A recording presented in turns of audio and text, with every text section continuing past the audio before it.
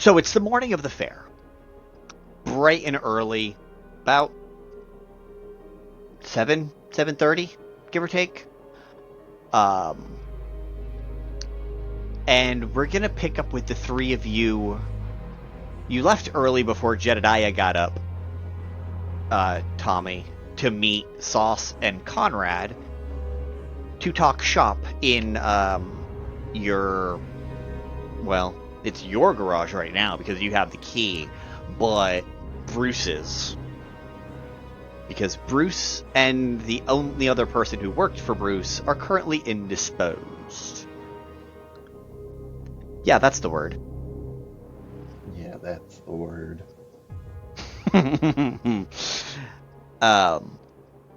And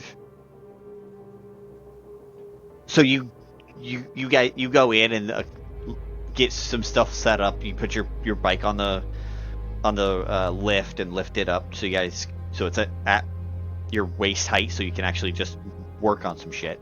Go ahead and roll an Arcana check before they show up. Okie dokie. Arcana, a thing that I'm actually not bad at, despite having a no intelligence modifier. It's for this purpose. Because it's for this purpose, do I have advantage? Sure. Actually, yes, because it was exactly for your bike itself. Thank God, because one of them was a natural one. But that's going to be a total of 13. Okay. You know what? Fuck it. Luck point. 13. Okay. So you're just doing some regular gear maintenance. It's nothing major, but you know you're not going to ride it a lot across town right now because there's 1 million people in the city.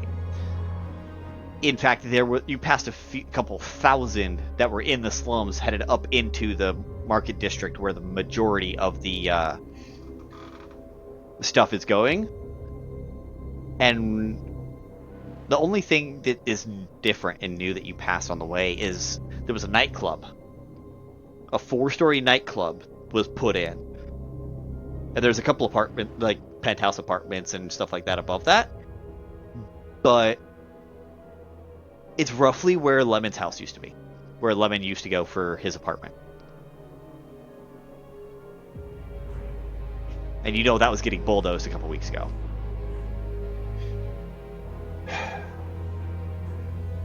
As always, the BBG is truly capitalism. Correct. But they are gentrifying parts of the slums for the fair. And all these things will fall into disrepair 3 months after the fair is done, provided that the city is still in the air. Why do you think the slums exist? Well, but after a little while, Sauce and Vulcan pull up. Now I need to know, because Tommy's bike, think the most tricked out Harley that was made of magic that you could think of. What? I think that I could possibly guess what Conrad would be riding, but what would both of you, but especially Sauce, be riding? Yeah, what do you guys look like as you're riding on in? Isn't Sauce with the little sidecar? Yeah, so you see Sauce riding up, or sometimes Vulcan rides behind Sauce, but you'll see Sauce ride up on a kind of cool low rider type of situation with streamers and glitter and little fun glitter inlaid spokes on the wheels, and she's been slowly adding to it every single journey that she's gone on these bikes. There's little doodles that kind of look like the inside of a middle school locker, drawn on the side of the sidecar, and a lot of them have heart motifs and smiley face motifs and little S plus V equals heart type of situations, and it's very kind of Y2K ask. A Y2K middle school girl's notebook, but plastered on a motorcycle. But on a really cool lowrider motorcycle with streamers. Incredible. There's like a few like flowers and like random trinkets like braided into the streamers. Like the streamers keep getting bigger and bigger, much like her hair and her horns. Amazing. And Conrad.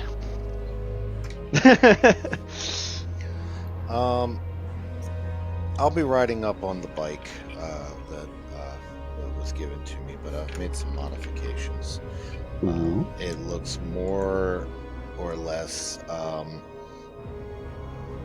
Do any of you know what like a Harley Davidson Sportster looks like? Yes.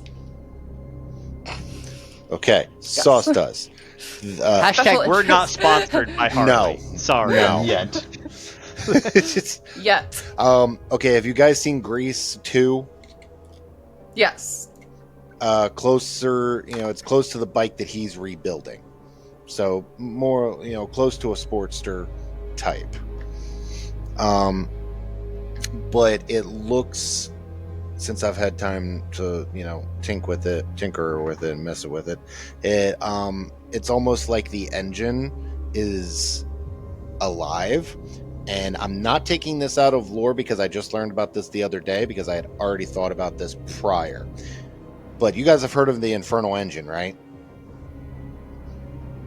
Okay. It looks similar to an Infernal Engine, almost like the actual engine is alive and actually beats like the heart of the bike. Okay. Incredible. And it looks demonic, like pure demonic in nature. But I will say the actual color of it, I am going to have match Vexia's color. She is a stunning, and I mean breathtaking, tiefling of a deep, deep crystal teal. Like, it shines wherever she moves. It's almost like it's translucent, but not at the same time. Like, no matter what angle you look at her, she shines. She has aquamarine colored eyes and very, how can I put it?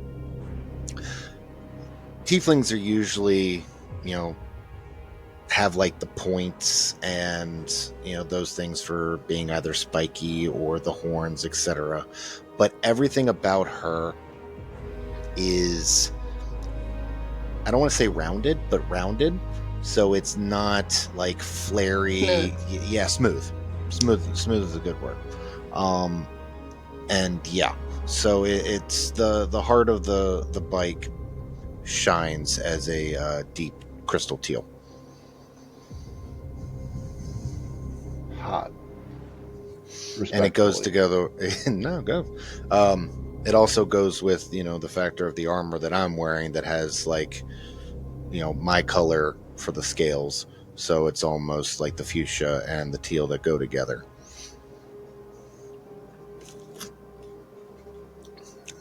Adorable aesthetics. So as the pair of you roll And in, these two. Tommy would... Yep. Yeah, Tommy would look up. You probably hear in like your some head grease. upon 30 feet away when you start hearing the sounds of the bike. Vroom, vroom, vroom, vroom, vroom, vroom, vroom, vroom, vroom. Sauce, I'm picturing sauce, Axel Frog. sauce. I'm picturing Axel Frog playing in the Not background. inaccurate. Not inaccurate. Bing, ding, ding, ding, ding, ding, ding. Sauce, you don't need to make the sounds. The bike makes the sounds for Yeah, I you. do. No. Sauce is now Ewan McGregor playing Obi-Wan Kenobi, making the lightsaber sounds with his mouth. Incredible. When they both come in, engines eventually. She doubles down upon hearing this.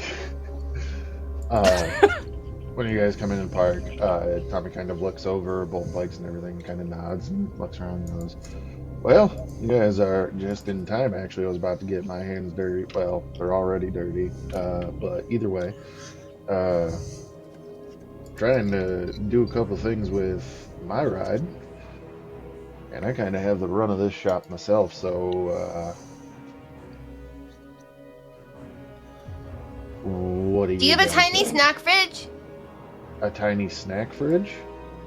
Yeah, like a tiny place where it's cold and you put all the tiny snacks in. Like for a bike or just in general? This is Yes.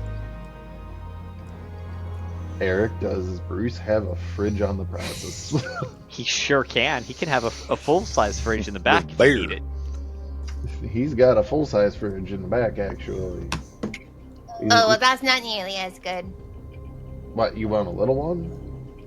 Yeah. Like a small refrigerator? Like a Yeah, mini so you see- fridge? And she's gonna reach into her bra of holding and pull out two giant googly eyes.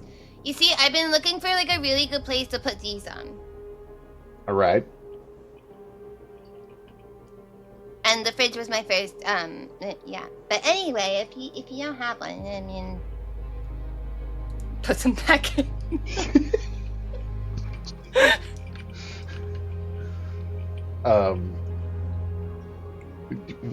That Jenna, you finally throw me off after all this time. God's love you, Sauce. Incredible. But yeah, with that, Tommy's going to kind of like look around and just like, well, I happen to have a entire mechanics shop at my beck and call for the moment, so gesturing to your guys' bikes, what do you say? She's gonna get really, really close to your face, like probably like 3 inches, and just like stare like, hey, Yep. I have an idea. Uh-huh. It's an intrusive one.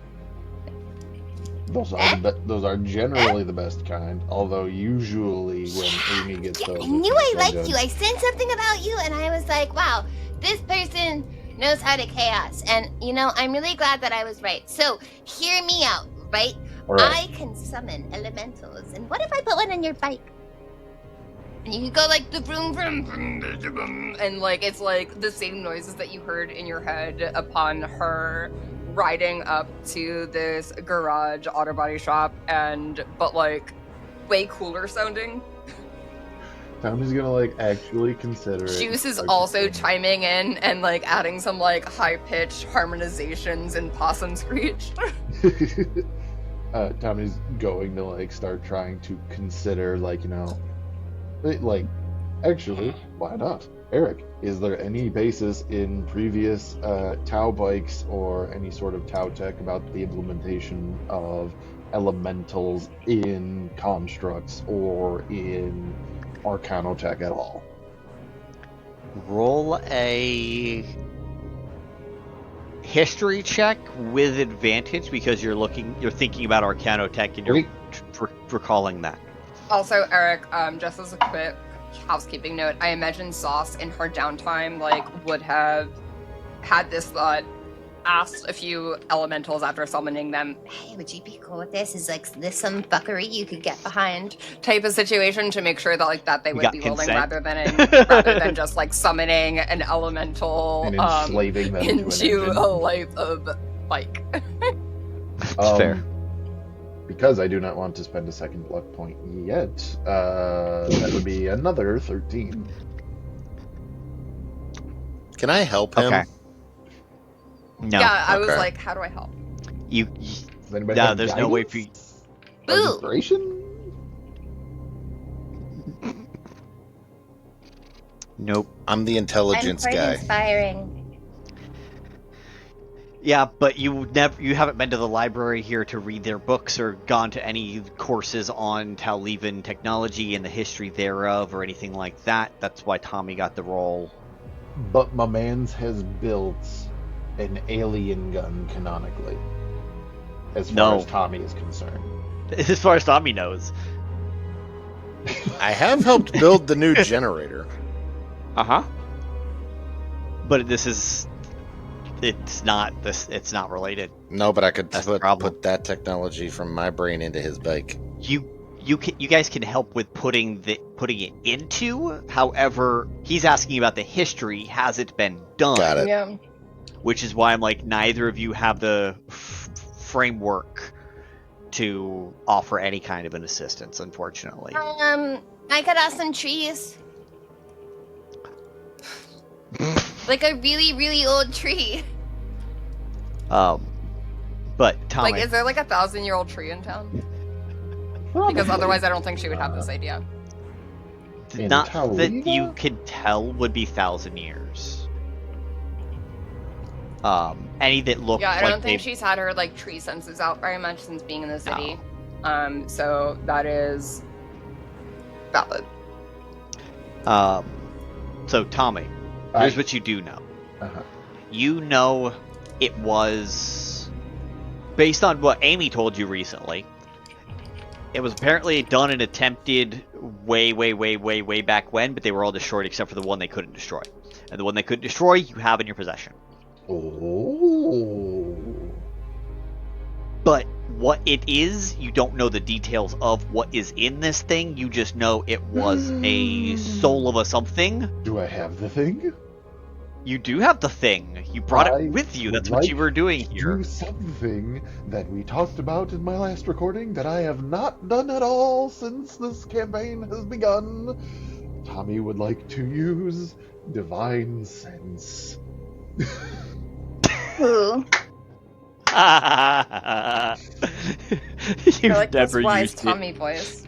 I have never used Divine Sense at all in this entire game, and it's wild. it. to me. Phenomenal. Are you like a cleric or a paladin? I am, Paladin. in fact, a paladin. Oh, here I thought you were just a freaking fighter. Okay, that makes more sense now. That's because he's never divine sensed. I did Divine Smite, though. Not in front of Conrad. True. But, so you do know that much, but beyond that, it is something that is actually in the rules that you are not allowed to do. Like, makers cannot do it. So Tautech is banned from doing it. Other companies are all banned from putting souls of things into crystals and then bikes. So you know what's really, really fun about that? Sauce doesn't work for Tautech. I'm well aware. I'm well aware of those factors. Boss works for a fucking bar in the Feywild. You work for like 3 bars. Yeah, Or 4. Incredible. quite a few. So with that, Tommy is going to like think about this and like what he knows about how it's apparently gone wrong before and how he actually has the one they couldn't destroy, and like literally all of it adding up to this can only end poorly. And then looks down at Sauce, I believe. No, we're the same height. We're the same height? Yeah, she's 6'7" with her horns, but 6'4" normally. That's great. Does not look down at all. Looks directly across into your eyes. And just goes, you bet your ass I do. Technically, I look down at you guys because I'm like 6'7", 6'8". I know, You're the not height of my competition, horns. okay. It's No, always but a it has competition. been. It is It always has been a competition. Tommy immediately starts to get to work with everybody else. Okay, so I have a secondary thought. Okay. I could also summon a dragon. A very small little dragon to put in your bike. You could also do this to the bikes that the two of you possess too. Mm-hmm. So, let's go ahead and do this for fun. Since Sauce is doing summons, we are going to pre-roll initiative. Okay. It's a Just great to- idea. Just because summoned creatures do not have to react. Not all Positively. of them, but a lot of them, because this is from the Staff of the Woodlands rather than like my own spell. It does usually roll in favor of. Like there are, I think, the Fae you have to roll to see if it's friendly with you. Mhm. I mean, maybe it's all of them. It might have changed. I don't know. We'll see. We'll double check based on what you decide to populate and summon. Initiative? Yes. Well, Initiative whatever from the three Tommy of you. decides, because it's his bike. His bike, his choice.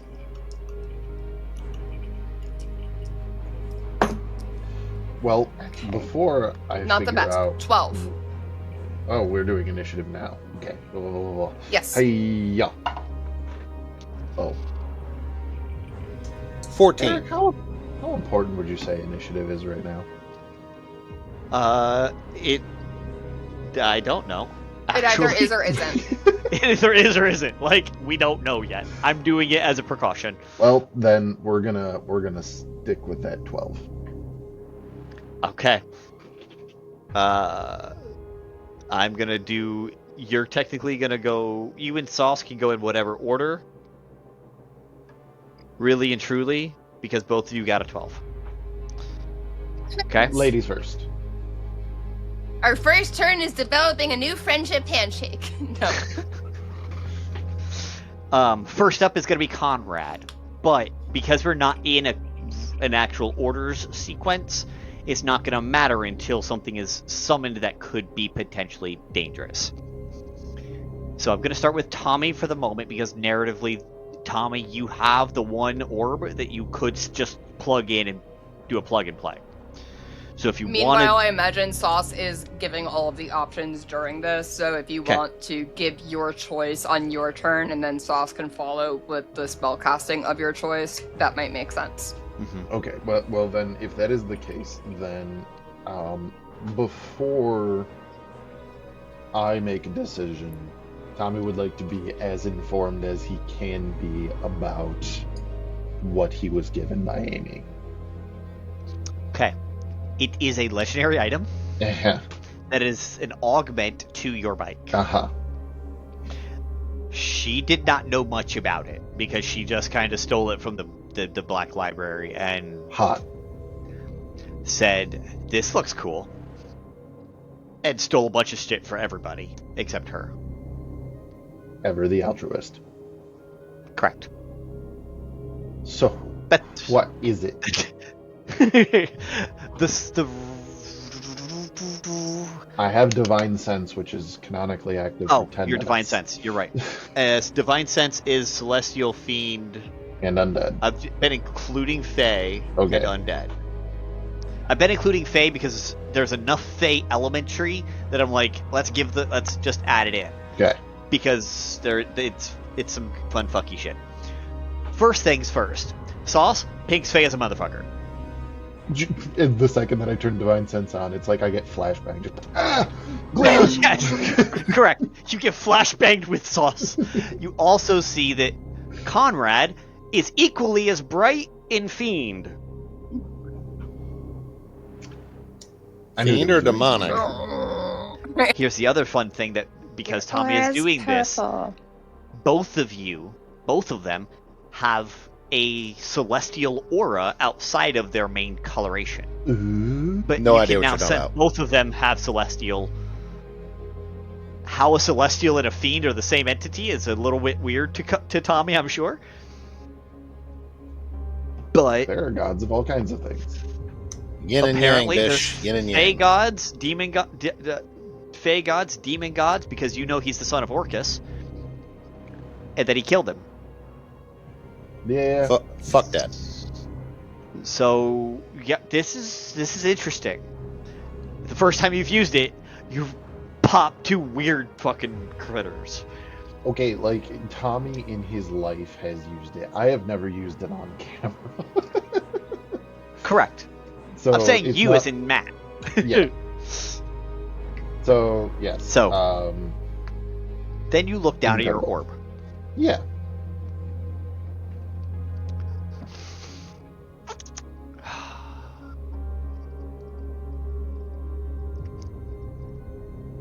You know what? I'm gonna say it That is- pops celestial. Okay.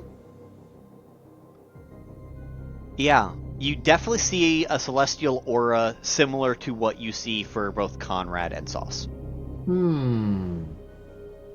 Intriguing. Just a little stronger. Hey, like, you know how you talked about, our, like, hey, if I hypothetically wanted to dig deeper into Conrad's being, like, if he's some type of fiend or something like that, um, could I do that right now on my bike's brain? On your orb? Yeah. You can dig a little deeper into this celestial and see what you can get from it, but you do not sense any additional secondaries. Yes. So if it is a secondary, it's something that divine sense cannot detect. Okay. All right. Is this a roll kind of thing, or is this a time kind of thing?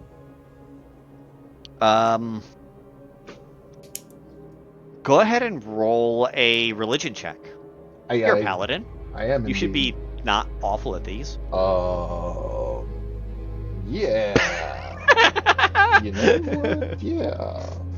Are you saying that because I'm a paladin, actually an oath of... No, I'm not an oath of devotion paladin, but one who is devoted to a divine deity, that I should potentially have advantage for some reason? No. Well, you know what? I'm going to call on my divine deity for a little bit of luck. Is this your third luck point? No, it's my second one, and it failed Okay. me. It's an 8. Nah, you ain't got a clue who or what this could be any deeper than it's a powerful deity of some kind of, not necessarily deity, but some kind of powerful celestial signal. Huh. Well, that's weird. Hey, Sauce, can you mind doing me a favor? Yeah. No, You know- maybe. I don't know. What's the favor? Yeah, you know how you kind of came in here and you were doing the vroom vroom in my noggin? Yeah, that one. Precisely. Yeah. Can you holds up orb? Can you talk to this? I'm gonna need you to be really specific with what you want me to say, because otherwise I'm just gonna talk to it. Oh, that's probably a good point, seeing as you just brought up how like you thought we were gonna get along because of chaos. So this is this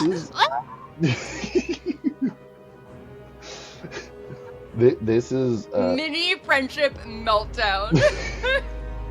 No. You're good. You're fine. You're golden. You're glowing. It's all glitter. This is an orb that I plan to put into my Taoliva because I've been told that it is in some level sentient, and I have just realized, that it is of the celestial nature, and I kind of would just like to know what I am putting into the source of my livelihood and joy.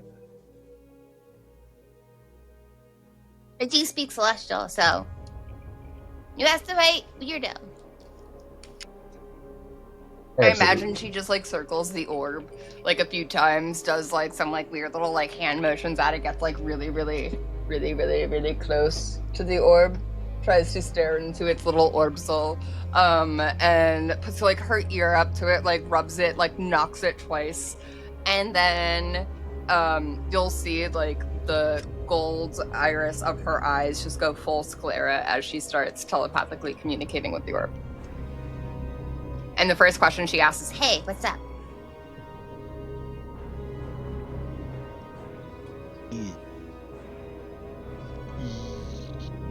This is interesting. I am. Thank you for noticing. You're talking to me. A little bit. Not nearly as much as I usually do. Yes.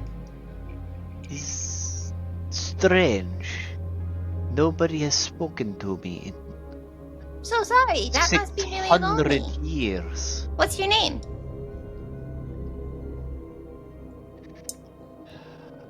Are you projecting? I'd love to have it. Are you projecting forth any imagery, or are you just verbalizing to yourself? A big smiley face. Okay. You're Cheshire catting this entity. No, not creepy Cheshire. Like the 90s yellow smiley face. Like, The Walmart stickers? yeah, Okay. but without the capitalism. The stickers were free. Doesn't matter. Maybe one of them has like a few of them have like little tubes, like a little like single tube. He's been quite lonely inside here. I cannot. Oh, I can imagine. I have been trapped for 600 years. That's so many years. Wow. Hey, do you have a favorite Yes. color? Or does it like change over the 600 years? Wow, I feel like. See, like I've only been alive for maybe a little less than a sixth of that, but you know, my favorite color has changed like so much. You probably have so many cool stories to tell. I'm so sorry you didn't get to talk. If I didn't get to talk, I think I would simply explode, and then the world would explode, and then like other worlds would explode because one world exploded, and it would be like a ricochet effect because one world exploded, and then the other. Yeah. We just know you would Question. explode in a full-blown glitter bomb. Question, because this is obviously a mental conversation. Is Sauce You just see physically Sauce's eyes emoting? gold, and like you see her gesturing like an Italian in conversation. Yeah, exactly. I imagine that the Fae kind of like gesture like Italian Americans, and this is my addition to the canon. Eric, I am so sorry. I am a little sorry, but like not very much. But like I imagine that like they have FSL, which is Fae sign language, and it goes off vibes. Incredible. And while that's happening, Tommy just kind of like So raises you an see her like eyebrow. gesturing, but like her eyes like very comically are like looked up at the ceiling and like just full sclera glowing. Tommy's just going to like lean towards Connor and just go, "Do you think it's going well?" She hasn't given a sour face, so I'm going to say yes, it's going well. Yeah, like you see like a little like excited butt wiggle that Sauce does during conversations. She's doing like, either happen. tippy Like, taps she or does the same shimmy. thing. She is happy. Well, I'll take it. They tried to destroy me, and I Oh. told them to fuck off. That's relatable. Are you here to destroy? I don't think so. Good. I would hate I'm kind to... of just here to say hi. What's your name? Like, sup? What's good? I have forgotten my name. Would you like one? If you have one to spare, I will take it. Ferdinand Gerald Socorro. Ferdinand Socorro. Yeah. Does it have a particular meaning? No. It's whatever you make of it. That's the exciting thing. It's just what came to my brain. Good. Do you want it to have a meaning? Because I can make it. I can make it. No, is Okay. not necessary.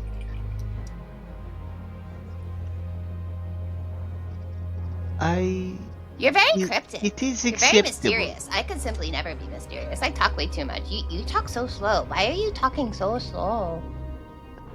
Gets really close to the orb again. I haven't spoken in 600 years. Oh Forming man, words is hard after that long. Oh, I never thought. I'm so sorry. That was so inconsiderate of me. I apologize. Yes, well, I accept apology. That's nice. Do you accept glitter? Do No, Do you know what glitter is? yes, Okay, good. Phew. fucking You know what Pan mayonnaise was is? a bastard. What was a bastard? Who was a bastard? Tombstone. Pan, the person who invented glitter. Oh, that's so fascinating. The Why was advent he a of bastard? glitter is a blight upon the craft world. He can and it can't be. Hey, So- Eric, what the fuck? It depends Are you on your trying to get vision. Jenna to blow up my bike brain? This was a gift? Sauce is actually very understanding that, like, not everyone loves glitter. She just doesn't Oh. assume that not everyone loves glitter. Like, she can see why people don't love it, but that needs to be, like, explicitly stated to her otherwise. And it's a blight on the craft world. Like, yes, Jenna it agrees. is. Sauce doesn't. No Yes, glitter without Pan. consent. Pan thought he was creating something magical. But is not what happened. Because it was the one substance you could not imbue with magic. Try as you might, you could never artifice magic into it.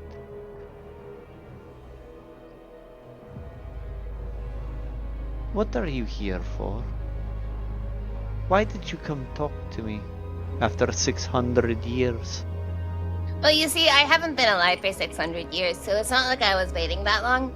But I have been alive for nearly like 100-ish, like a little bit less than that, perhaps like between 7/10 of that to 8/10, which technically would reduce to 4/5 or something that my maths teacher told me in the big tree school. But there was a question, and that is, why am I here? And the reason for that is because you're a big shiny ball. Yes, they succeeded in. Why were you put in the big shiny ball? Also, would you and this big shiny ball be willing to make cool vroom vroom noises? But the first question is the more important one: is why did you become big shiny ball? An elven man with ginger hair trapped me in it. He tried Okay. to take my. Your penis? No, my. Okay. My I saw. power. The source of my okay. power. He said he was trying to create something that would save people, and I could not do anything but try and help. It is in my nature. It's in your However- nature to help, Yet or is it in your nature to invent? it was in my nature to help. 600 years of reflection have altered my perception. Oh, I'm sorry that you had to go through that. For what it's worth. I didn't lock you in this ball, but No. perhaps if we figure out the reason why you were locked in this ball, you can escape the ball. If you track down the elven man with ginger hair... Oh, I'm he sure will I could. I'm know. very persuasive, and I'm like kind of everywhere. I live in everyone's walls. And their heads. You are a wild demon. Yeah. Roll a persuasion lot. check. Not a deception, a persuasion. Yeah, I think Sauce fully believes that she is a wall demon. Like, that that hesitating was like her, like, being like, Holy shit, I am a low demon. Yeah, no, that's the way I sensed it too. okay, that's a 16 and a 15 on the die, and I have a +6, so that's a 21 and a 22. Okay. So 22 with advantage.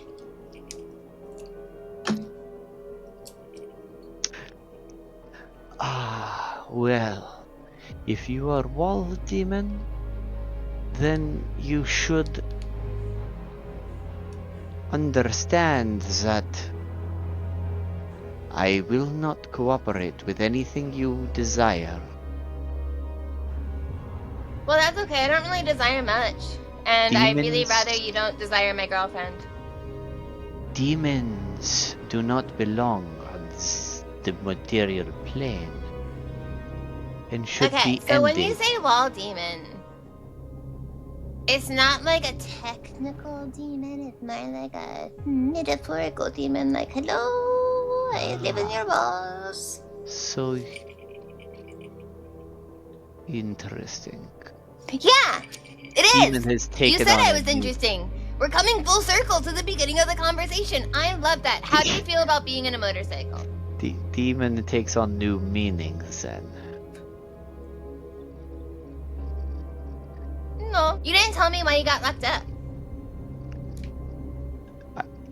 I did, in fact. Well, you were Apparently like worked really on vague about it. this- You didn't give any specifics. I'm a very big specific person. I was put in here as a power source to heal those that the elven man decided. Yeah, but what did you do needed to it. deserve to be put in here? I agreed So you at agreed the to be in time. it. At the time. However, I do not have the sense that I was ever used for my purpose. So you want to be used for your purpose. Yes, to heal those that were afflicted. That the elven man said needed healed. That's good news for you. And she does these poses in his head if that's possible. So, what if I told you there's like a bunch of crystals like all around town, and like the crystals are kind of bad, even though they're really pretty, and like they're like, and like they want to make you like eat your friends and stuff, and like also there's a big bad voice, and they might have tentacles, they might not. It might depend on your browser privacy and your settings, but anyway, there's also, like, the whole thing is that the water and the crystals are related, and if you drink the water, you become a crystal, and you become a rock, and then you have to go bonk, bonk, bonk, but not in the fun bonk, bonk way. And we have to put you in a Sauce, bike in order to Make a fix- wisdom saving throw. Okay. I have a +9. So, is this against a spell? Yes, I have advantage then and a +9. correct. I know. Oh, Jenna, man, can what you dice, actually what dice, breathe? what dice, what dice? I can. Are you lightheaded? Just needing to ask. I was like, that was so many words because that was me trying to actually speak quick, and I already naturally speak quick. Speak quickly, I should say. Potato, tomato. Okay, so that is a 19 and a 5. We're gonna go with the 19 plus 9, making it a 28. Okay. You barely pass. Fuck you, sorry. It was a Thank 27.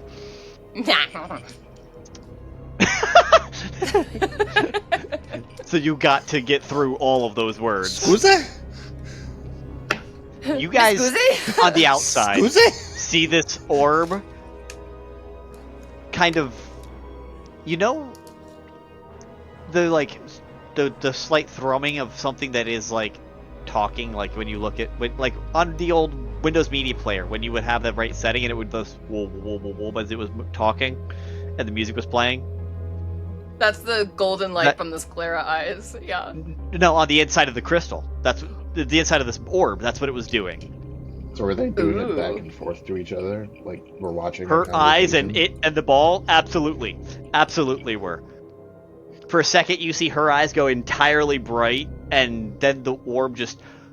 And you Does a see real angry quick- eyebrows for like a brief second and then go back to normal sauce eyebrows.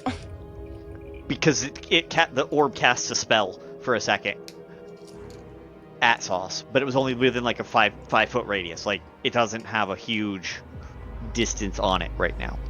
Oh, am I still holding it? No, I assumed you handed it to Sauce Okay. because it was up on her eyeballs. I mean, We're holding hands. I'm just holding If- it. And I'm If just you like, would be, then yeah, you need to make a DC 27 wisdom saving throw too. But but maybe just give it to me also because I'm the druid.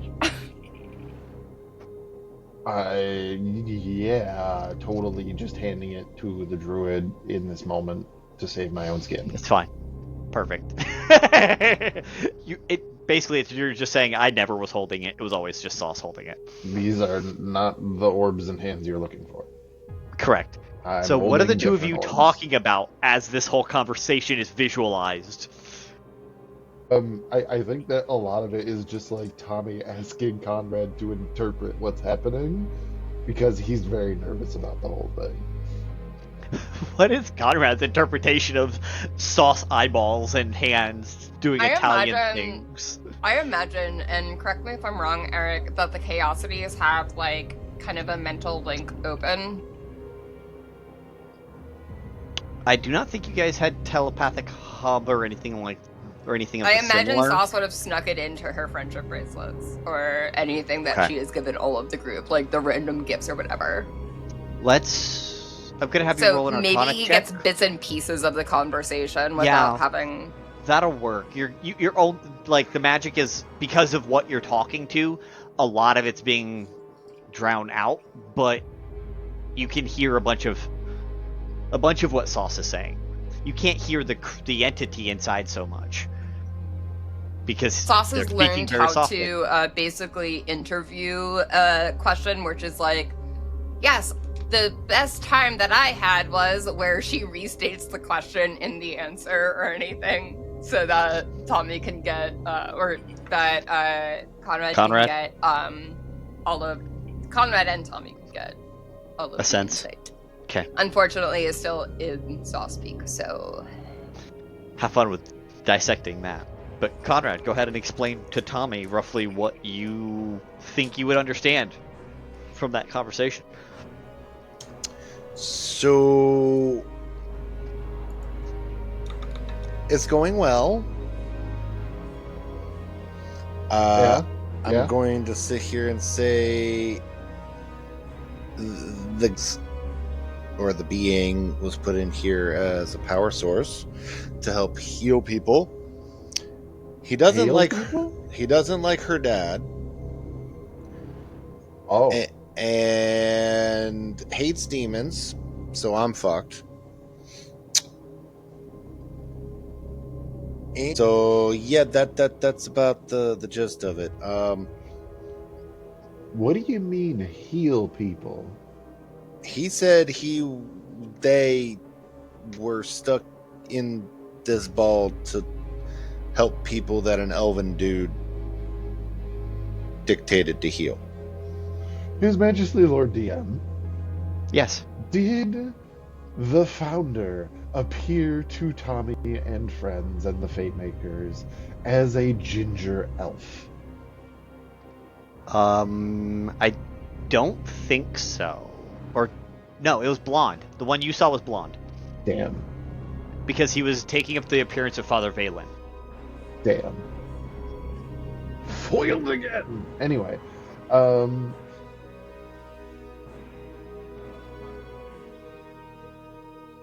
but okay, all right. Well, heal them from what?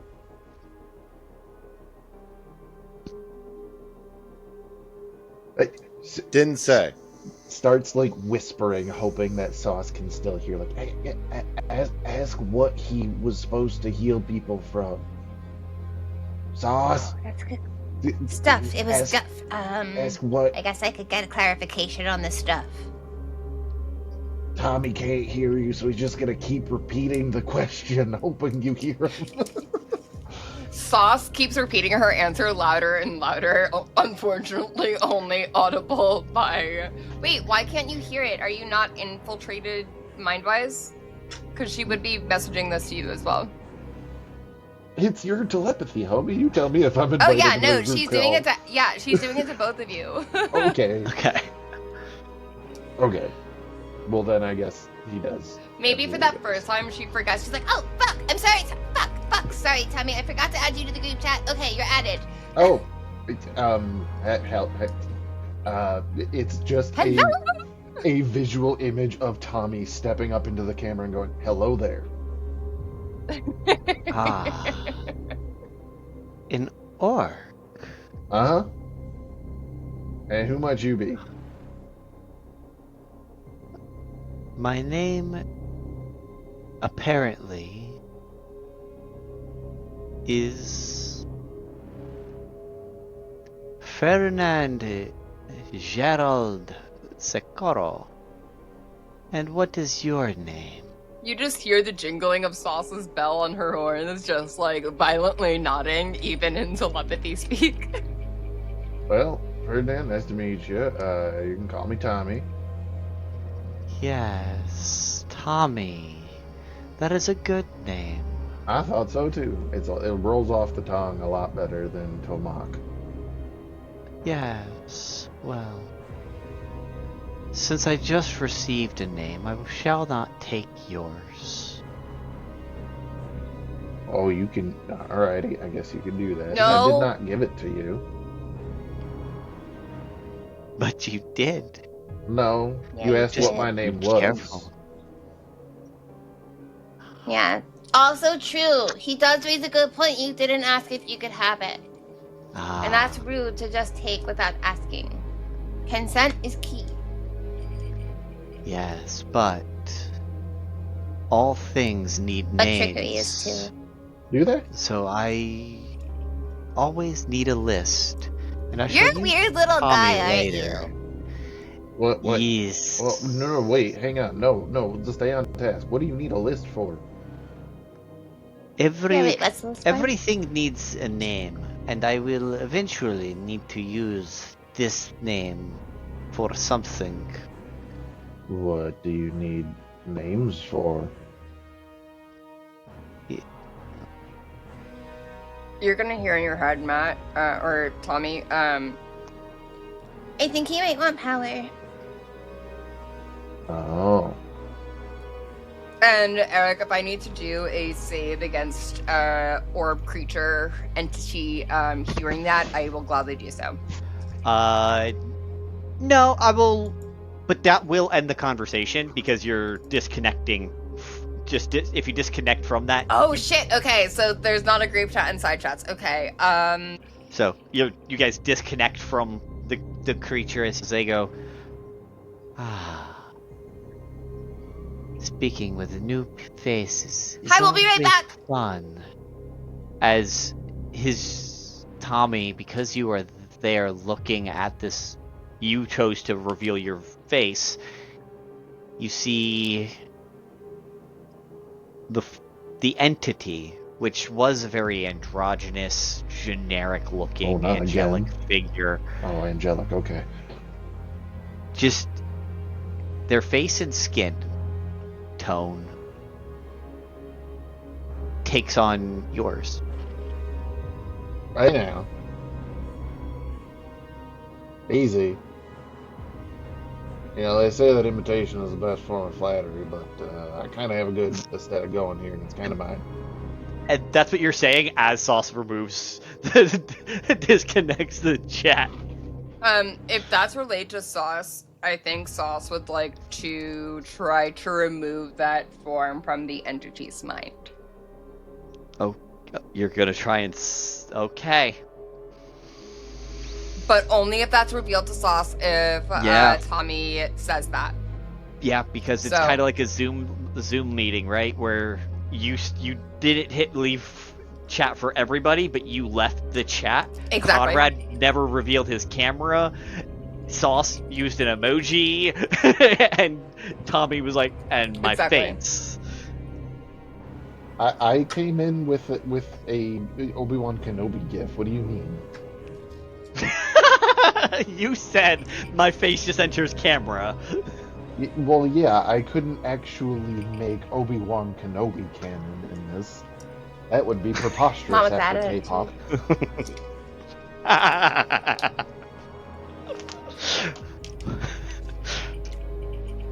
But he didn't steal your form. He didn't steal your face. He looks like you. Except, like, mirrored. So his missing tusk is on the opposite side. He was looking at you, he took that imagery, and... Tommy would have a problem with that. So, especially because technically, your symmetry for your face is built a certain way, and if you flip it and mirror it, it always looks off. Yeah. But more so, it's just that Tommy... canonically now has been told that he had somebody fucking with his head, and this is now somebody fucking with his head. As far as he's concerned. So he has an issue. Mm-hmm. So he would say pretty much what he said after the call was ended. That would have been communicated aloud to everybody else left in the group chat. Well, you guys are now out of the group chat, so you Right. can verbally speak.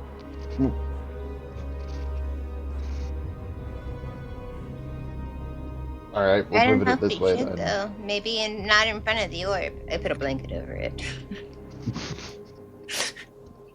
We don't know who else might be watching.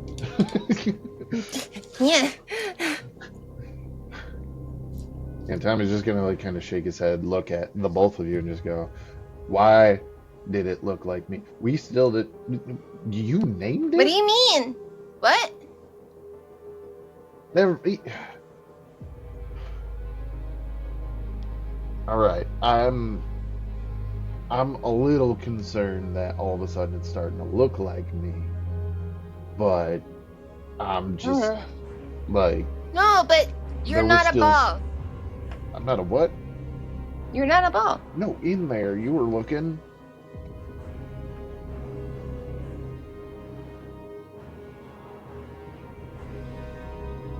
Looks It around. started to but it's look like, like me in the mind link. In the mind place. Yeah, that one. Whatever you call it. Oh, It's your head. well, you should have specified. Oh, man, that would have eliminated approximately 7 seconds of confusion. I'm sorry. I'm new to all this telepathy stuff. Only 7? No, that's totally fair. Most people are. Also, I should probably ask more permission before going in people's brains. But it's more fun if I don't. Anyway, This is why we let Sauce do her thing. anyway. And we don't judge. I've gotten so much better. I've gotten so much better. I don't listen to any of you guys pee anymore. Excuse me? What? Anyway. What? looks up at every corner of the room. I went in there with two questions in mind. Number one, figuring out who or what this thing was, and number two, figuring out Number 2, what's your how it favorite was- color? No. Oh, yeah. how it was supposed to heal you go. people. Okay. And I That's a didn't better get. I got sort of an answer with one of them, which was that you named it Ferdinand, I guess. I might have. Can neither confirm nor deny. You did. Yeah, shouldn't. I need to know if this thing can cure people who are afflicted by the arcanal crystals. Make people not husks anymore. Well, I have an answer to that, and that answer is I don't know, because we did not ask that in that conversation. However, like, I are you- think I made a very positive impression, so I could ask that upon next meeting. They did not say no to being put into my bike, though. But perhaps since we did have like a conversation with like this.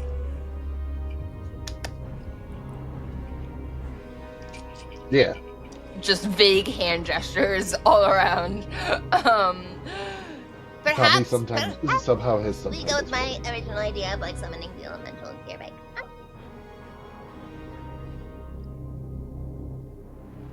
And you'll start hearing the very slow burn of tippy taps. Like it's like da-da-da, da-da-da, da-da-da. And it's and like she's just like Eric, I'm at a conundrum. And that would be. I was given a gift to put into my motorcycle. That Yes. gift is now threatening. I'll beat its And I ass. have a very convenient third option. I know that I skipped right from 1 to 3, but it's because Jenna likes a secret third thing. I will catapult that motherfucker into the next millennium.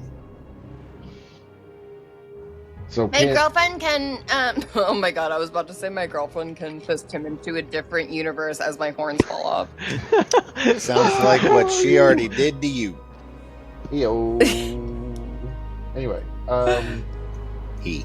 do Vulcan. He. do Bunk I stick. feel like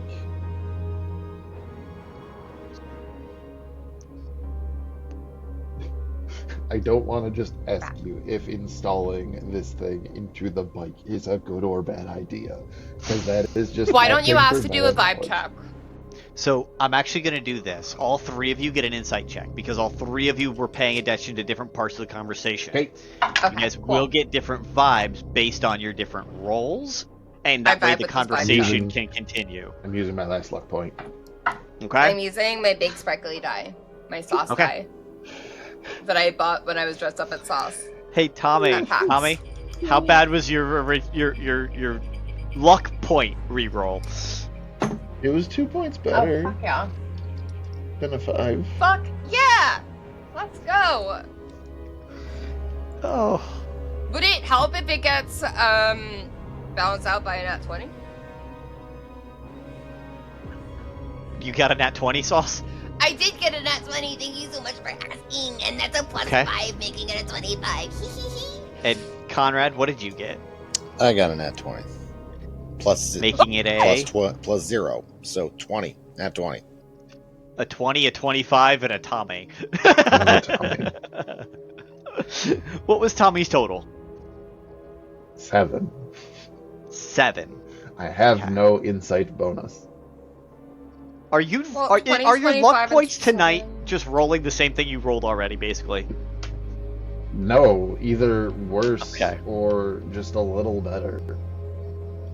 It I went mean, from even a average, 11 to a that's a 13. 17. So Which is here's not the bad. thing. It makes sense because Tommy, you only caught the ass end of the conversation. That's You true. didn't listen to the whole conversation. So them getting much better rolls, storyline wise, narratively, perfect. I guess you're right. So, and Sauce having a bonus and then the plus and then the nat 20 as well. Again, perfectly narrative. Mhm. These Conrad, you heard enough to realize if you had the capacity to use this, his design, his purpose was to be installed into something to heal people. Sauce, you would have understood this same thing. You guys have that insight, is that he was designed to be installed into something to heal people with. That whether the device was actually ever built or not is unknown. However, you understand as well, because of your divine nature and your seeds of divinity that you guys have, that the only way this thing could have been not destroyed is if it was some level of demigod, bare minimum. You do not know its domain. You don't know any of its details. It's definitely not friendship. No, because you have friendship. Yeah. He also hates demons. And my dad. So, you guys did learn that. You know not to mention Pan. You know not to probably show Sauce's face to it ever. And Conrad, same deal. Good thing I don't sound like my dad. Hence why I have a mask on. But Tommy, you don't get any of this. It is a great idea to put this thing in your bike, though. It likes you. It likes the idea of being useful. The vibes you Somewhat. both get is that its purpose in this current form is to Serve. not to serve, but to do the thing it was designed to do, which is help heal a grouping of people. How you guys manage to do that is entirely your choice, but Tommy, you think it's a great idea to put this in your bike. Because it's there to be helpful. It likes you, it took your face, it therefore must like you. Great idea all around. Plus, what better way to punish something that stole your face than to throw it in your bike and make it serve you? It's like fucking its mom, but not. I think it's time to get to work. Okay. Eric, I have a proposition for you. Okay. Prop. In addition to installing this orb into Tommy's Tau bike, Mm-hmm. since I have friends here who have Mhm. bikes of their own, and I have access to the best mechanic in Taoliva's mechanic workshop, Right? No, that's not me. I would like to, if I can, install something positive into each of their bikes as well. Okay. Go ahead and roll an investigation check with advantage for me as you look in Bruce's back storeroom. Because rolling for me. While has this gone is so happening, well. can Sauce and Conrad have a conversation? Yes, because Tommy stepped away for a minute.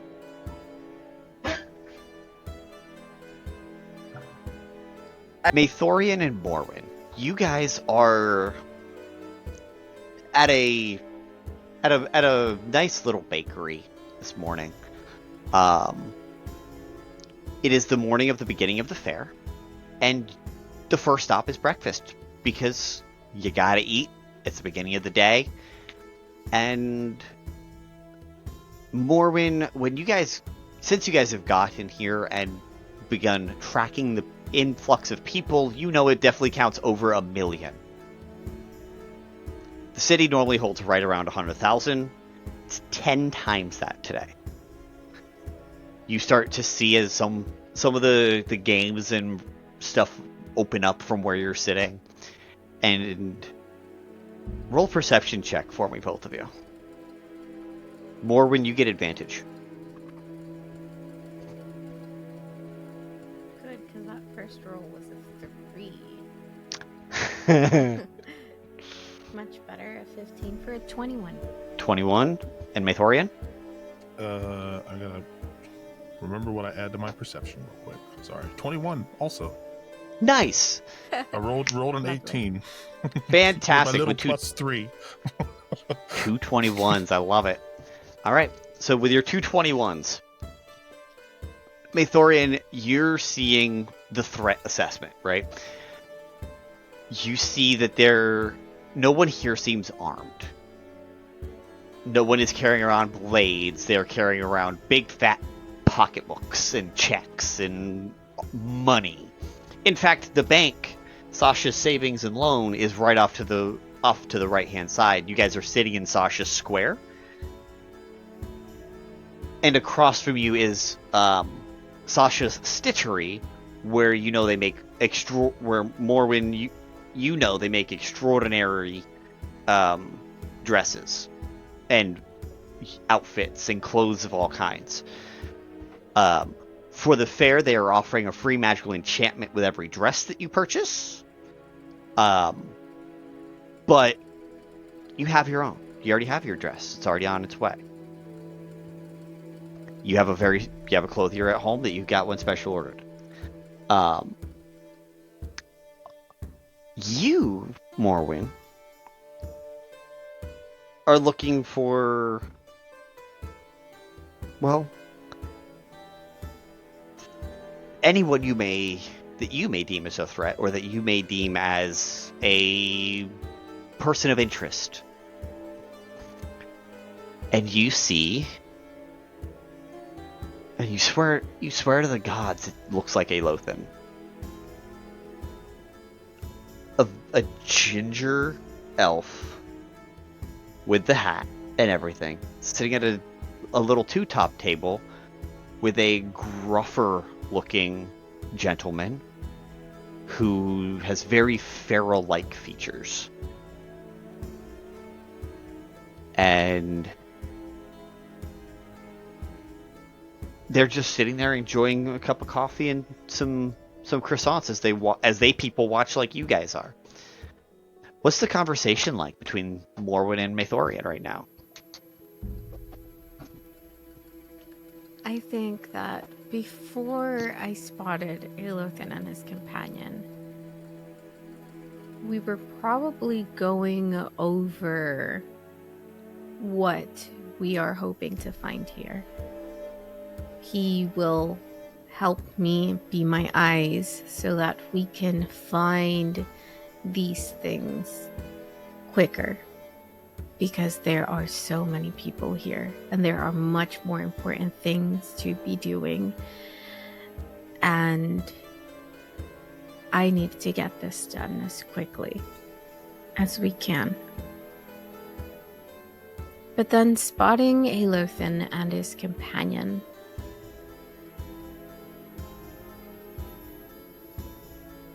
I don't recognize the man, do I? Not the companion.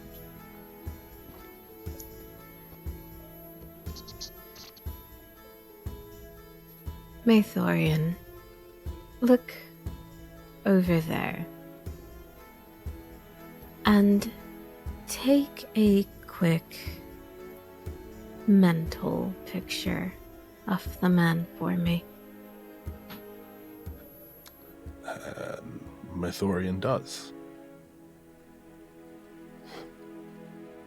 And as Maethorian does, and he takes those mental notes, Morwen, the confirmation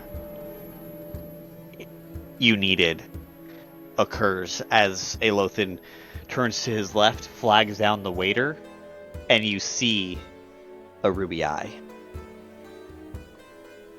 in his left eye socket.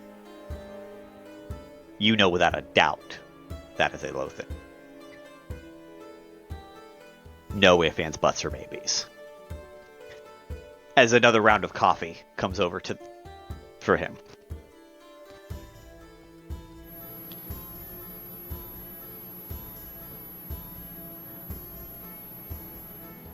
That man is dangerous. So keep an eye out, and I will not be looking, but let me know if anyone else comes to speak with him. And she very purposefully turns her back to them so that they will not see her face. In what way are they a danger? Not the fighting kind, so no need to grasp your blade so hard. Just with words, with plans, knowing he is here, he is planning something, and whatever it is probably not good. So, Connivers. yes, all of them. But us, we need to find what we're looking for and then go back to our quarters here in the city. I want some time alone before the ball. Some last minute preparations and a gift for a friend. I see you are enjoying yours. It does make the blade shine a little brighter, don't you think? Like never before. And he is trying to be as inconspicuous as he can about keeping an eye on this table. So. Fantastic. We're going to hold your 21 on your perception for the purposes of this scene. So you guys continue carrying on, talking about your plans for the rest of the day. What does Morwen have planned on the docket today?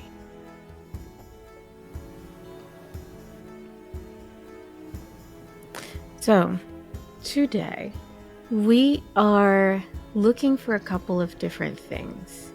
Some for the city as a whole, seeing as Morwen deems it a great loss if the city was to actually fall, as much as some of her companions don't care.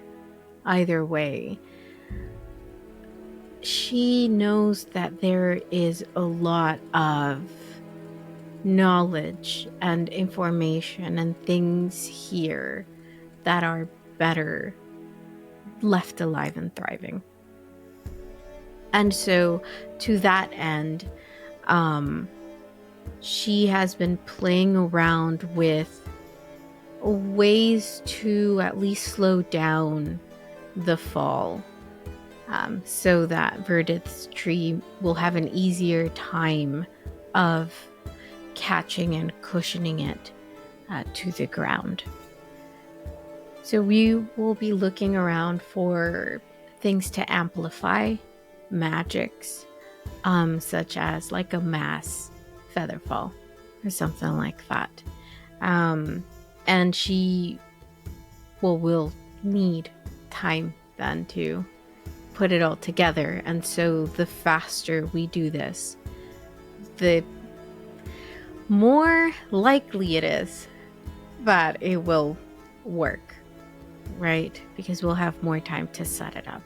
And so that is one of the first things that they are going to be looking for, something to amplify magic.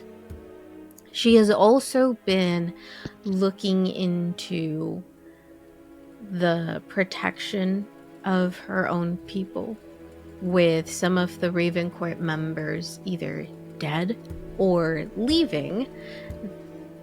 Power vacuums are a thing, and people are power hungry, and it is not going to be a clean transition, and she knows that. And so, to fortify, they've been doing a lot of research into weapons. She has had some luck after studying a certain infernal lady, aka Zariel's daughter, who is still in her lab in a vat under essentially a coma. She has found that at first she used them to make herself more resistant to fire, the same way that they are, but then thought of employing that backwards and infusing things with fire instead, and came to studying imbuing things with elemental properties, and eventually hopefully being able to turn them into elemental weapons of some kind. Originally thought for her ships, right? If we can imbue cannonballs, for example, with elemental properties so that they may explode into fireballs or things like that, to make her, Fireball scatter shot? archipelago Fireball safer. scatter shot coming out of a cannon. Just. It is all theories and only in writing for the time being. But it is an eventuality that she is starting to look into, knowing that there is much possibilities for war around the world as people try to fill in these positions of power. And though she and Maethorian are very hard to kill, the people of Ardamir are, for the most part, normal people and will need more normal protections, like weapons. And so that is something that she wants to try to start looking into and start preparing and seeing if it is possible. Maybe not in large scale, but in some capacity. With that as well, as she was thinking of making her ship safer, something that she has been looking into for a longer time is the possibility of air travel in some capacity. Knowing that not everyone can teleport, and teleportation circles and teleportation stones are expensive to come by when you don't have the means or the magic of your own. And it would, with the trouble she had had with pirates for a while, it would make the travel of goods and trade much easier if there was travel through the air. And so she is also working on trying to make the ships levitate or fly, and making sky ships of some sort. And they're still working on schematics and how it's going to work, and air resistance and all of those things. And so her job here is to figure out, or to see if there are things that can aid her in the actual levitation of the ships. And she's trying to do it without resorting to the Arcano crystal and technology that Taoliva uses to power its airships, because the city's tech is faulty at best. Yeah, with the city falling, that is not an avenue that she wants to resort to.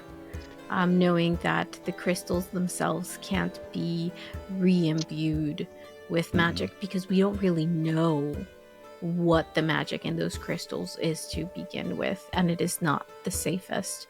So she wants something that can be charged like a battery, essentially, or poured magic into to keep them afloat for periods of time. Something a little bit easier to work with and more reliable. And as Morwen is laying these priorities out, does Maethorian have any input or thoughts on any of those three objectives or the items in particular that you guys are shopping around for today? What information would have been made available to them prior to the fair? Like, was there a way for Maethorian to research like where everything was, because it would be something that he would absolutely do. Yes, especially being part of that security. So makes sense. You definitely would have had access to the fair app, which is an app you can put on your T-phones or your sending stone type of things, and be able to just pull up the map and kind of zoom in on various different locations or topics or anything. Like it's like any Gen Con or PAX Unplugged variety app that can tell you the details about all this, all these things. There is a magical amplifier that is being... It is out of prototyping and into second round production that is available for sale over in the government district. They are doing an active showcase where they are not generating power, because that's not what it does, but it does amplify. There's a spell going into it, and it's just going to be constantly magnifying the effects of that spell. There is an arcane, and it is listed as a crystalline amplifier that's going to be showcased at about 11 a.m. this morning, and that one has the names of the co-inventors of Archimedes and Conrad, Shadowhorn, which would have rung a bell for Morwen. That is an inventor. You did not know he was an inventor, but he is one who was bringing... You saw him in the very first episode bringing a generator to the city. This is that generator. But it relies on the crystalline technology. So it's not up your alley, but it's not an option if the technology is still sound. There are a couple of weapons tests going on in the invention district, which isn't fully like blocked off or quarantined, but it is the place where the most experimental of experiment. Like, if something goes wrong, we have the means to secure and contain the blast and not destroy the whole city with us. Kind of barriers and buffers. Basically, inverted shield spells. Walls of force. All of that kind of stuff is over there to contain magical oopsie-daisies. There is a dockmaster, and this is something that you guys would have heard in the couple of days you were here before the fair. The dockmaster is doing some asking around for the same type of levitation flight spells and converting their airships into pure magic that Morwen is. So that might be a conversation you may want to have, is to talk to the dockmaster. I think that with every topic that is brought up, like as Morwen mentions, the types of things, Maethorian would be like, oh, there are amplifiers that are being showcased in the government district. And like as she's talking, he's going through the information and just riffing off. Okay. So you're just speaking the facts into reality for her. Mm-hmm. Okay. So Morwen, you do know that all the leaders of the city, including the dockmaster, are going to be at the ball tonight. So to talk about that conversation is definitely something you would want to do in person with the dockmaster. So you're definitely going to be on the lookout for them. So your choices are the government district or the invention district. Well, if the showcases have times, then we would do those first, because we can always walk around the invention district afterwards without being in a hurry. Okay. So the various showcases up in the government district, specifically the one on the amplifier, is kind of ongoing every other day. Yeah, considering the amplifier is to stop everybody from going splat on the ground, I think priority today, number one. Yeah. Fabulous. Love it. Love that for y'all. So priority number one is that, which means y'all are headed towards the government district. Maethorian. And before we did I notice anything else? That's exactly what I was getting to. Okay. All right. Love it. Because you did. I had forgotten. I hadn't.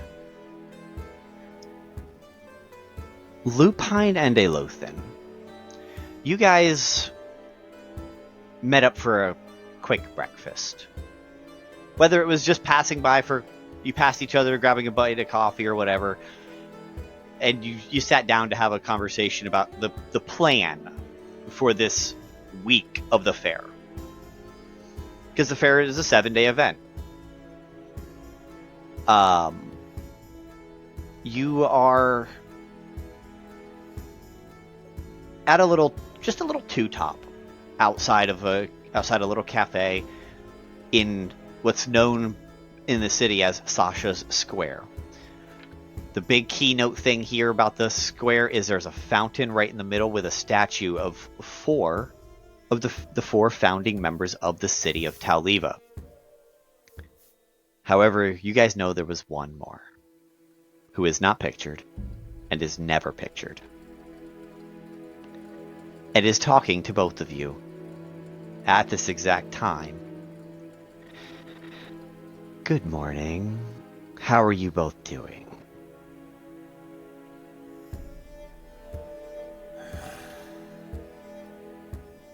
I'm still alive in this damned place.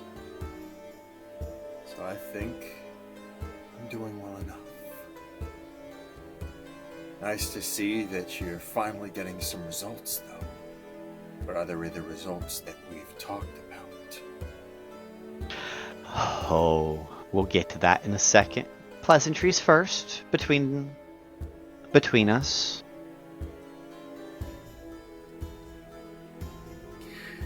And let's just say the I nice. enjoy about this group is that we don't need to use pleasantries. We are in public, after all. And he drops his hood, and you see an elven man with red hair, and like right coming out of his widow's peak, there is a single bundle of white that's almost platinum white coming out of the top. And he ruffles his arms and drops his sleeves up. Ah, that's better. Now we can discuss in no uncertain terms, but still remain private. Shall we walk and talk? We have places to go, after all. Things to do.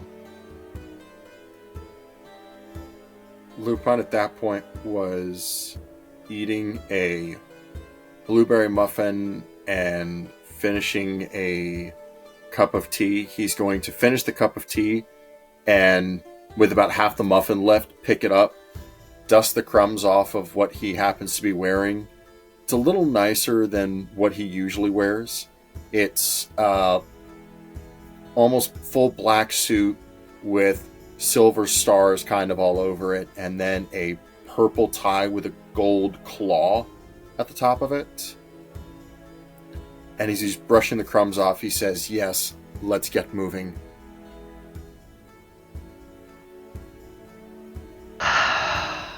Good. Elothan, you coming? Elothan doesn't say anything, but his all-black boots clack against the cobblestones as he starts following, the sunlight glinting off of half a dozen pieces of jewelry. The founder looks at the two of you, realizes you're appropriately attired, and he, with a single swipe of his clothes, his outfit turns into a purple and silver number that has silver accents, silver buttons, and is the purple that is emblazoned in the crest of the city.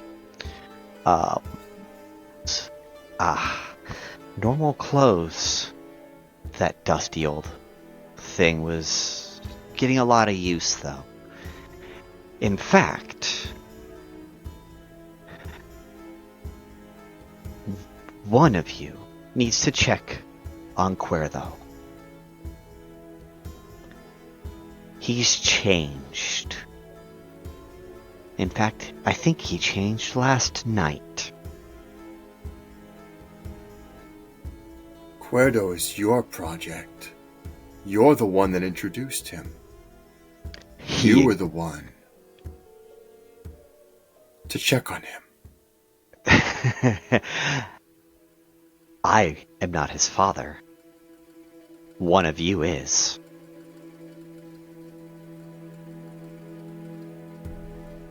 How else? Elothan looks pointedly at been born? Lupine. And Lupine looks pointedly at Elothan.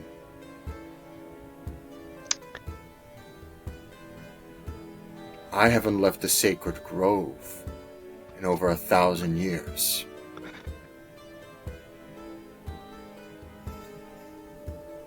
And we technically do not know his age, though. We assume he's 800. However, we could be easily looking at 500, 900, 1200. We don't know. Because he didn't have his memories when we spoke last. We were going off of historical reference points.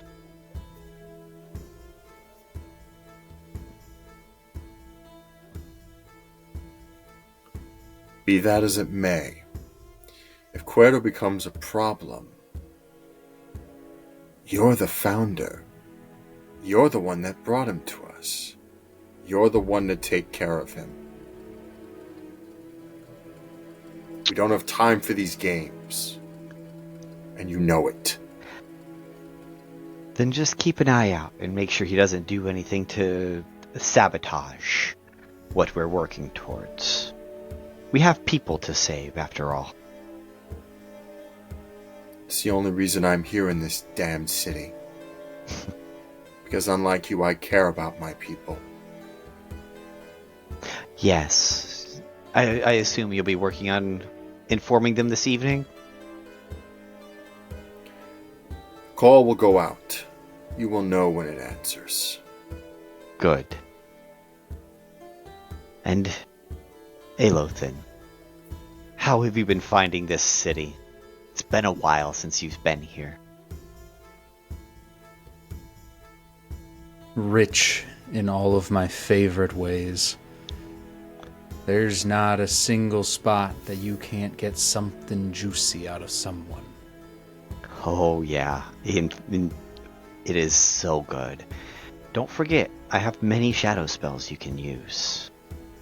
Should you need to acquire information without being seen around more powerful entities that may be in the city. There's over 1 million people here, after all. You should know by well now that I just like having the risk of being seen and recognized. At least you know it's there, should you need it. Now, there is another. I see. Again, take a memory of their face, as much attention to it as you can, and I will look at it when we have time. Not here. And Maethorian does have the keen mind feat, so and I love that. what does he that do? remembers everything. Oh, fabulous. He has, yeah, which is amazing. And totally, I already knew that, which is the reason Morwen told you to take the mental memory. Because Morwen can look at your memories and look into your mind. Those memories are like so that fucking way- HD, dude. So Fucking love it. This is great. So good. I knew that. love that. I love it so much. Are you sharing those memories with her right now? No, so she is going to take the time to look through them after we've done what we've done and we've gone back to go get ready for the ball, essentially. She's going to take the time to do that. She doesn't want to be seen, and so, you know, we'll go. They don't seem to recognize, as the three of them stand up and begin to walk out into the main fair, they don't seem to pay you guys any mind. So they did not recognize Morwen in any capacity. Or if they did, they chose not to acknowledge that they saw you. Yeah, that's that's another reason why she put her back to them and asked Maethorian to be the one looking instead, since she can just look through his eyes later. Conrad, you're gonna see like Sauce kind of like not like full on tippy tap, but like kind of like excitedly tippy tap, which I think by now you would recognize to be one where she has a secret.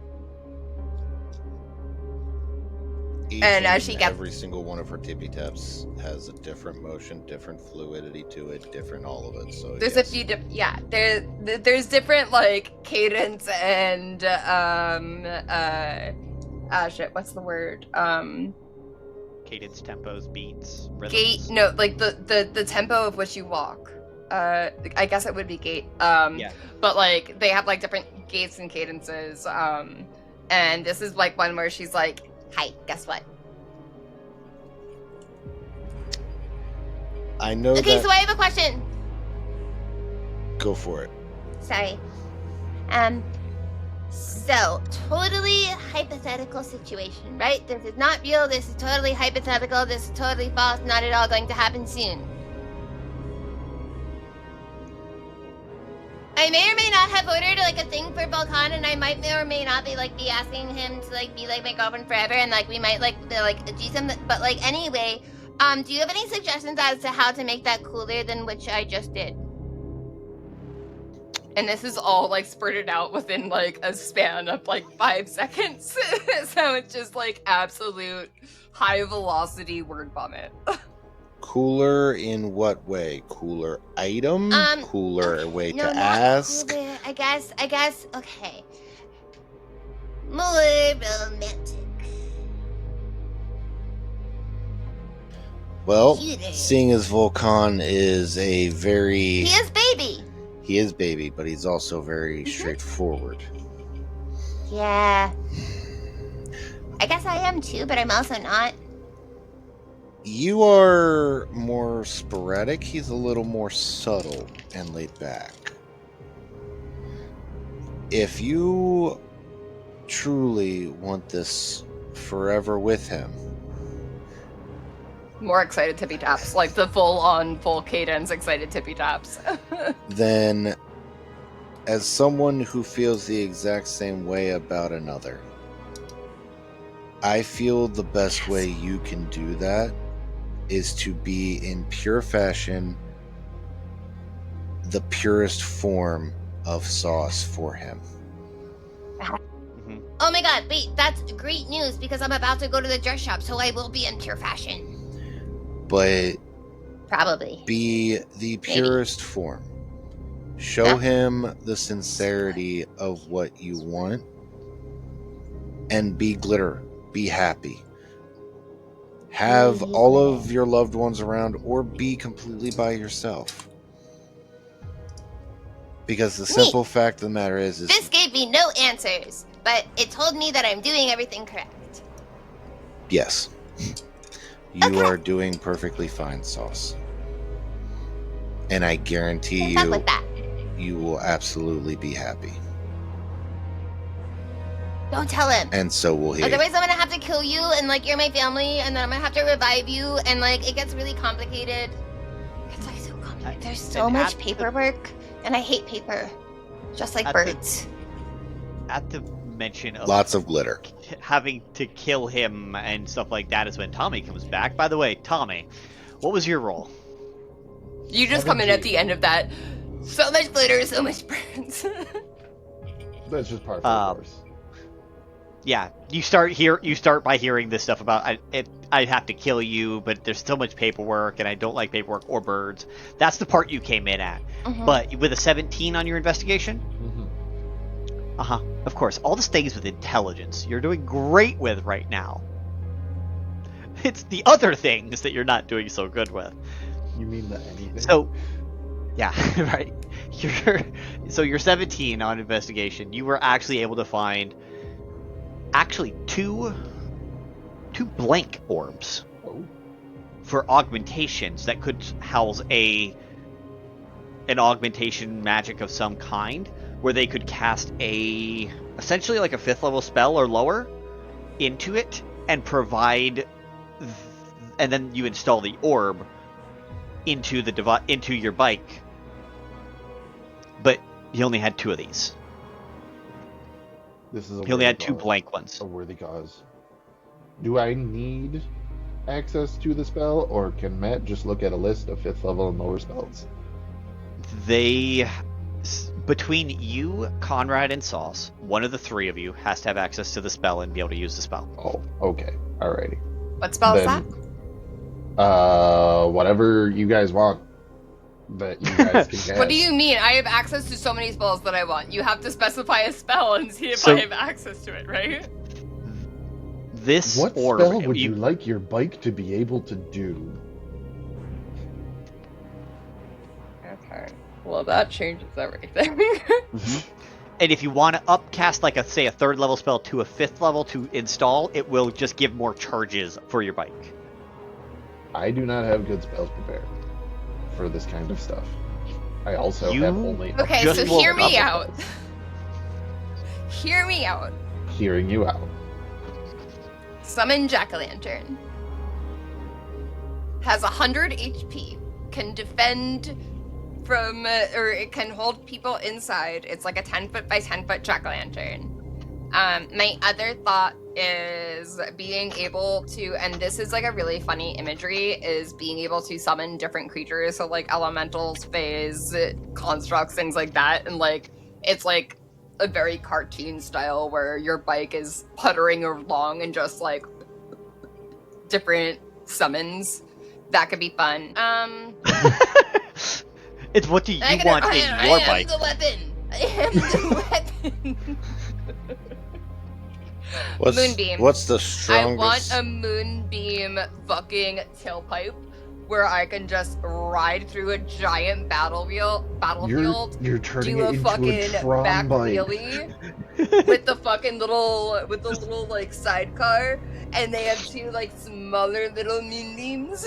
You're turning your bike into the bikes from Tron, and I love it. Yeah. So, what level moonbeam are you casting into this orb for yours, Sauce? Obviously the highest. Yeah. 5th level, which means there's already upscale rules for it. So your tailpipe or your headlights, your choice. It's either your headlights or your tailpipe, not both. Will emit moonbeam at a 5th level. So it's only a 5-foot radius. It's easier to swing the ass out than direct the tits. That's what she said. But sometimes it's useful to have that option to just be like, and boom, blind whoever's in my way with a moonbeam and revert them back because they're a transformation. But I Either have way, my both are fuckery useful. power with the tail.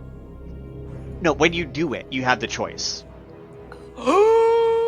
When you do it, you have the choice. You are giving me so much power. Okay, I see you. Let's fucking go. So, but you, the only thing is you can't like bonus action to move it. Your bonus action would be essentially to whip your tail around or whatever to movement of your bike. I'm being very mature about this. And Conrad, what are you putting in your orb, or are you gonna let Sauce choose one for you?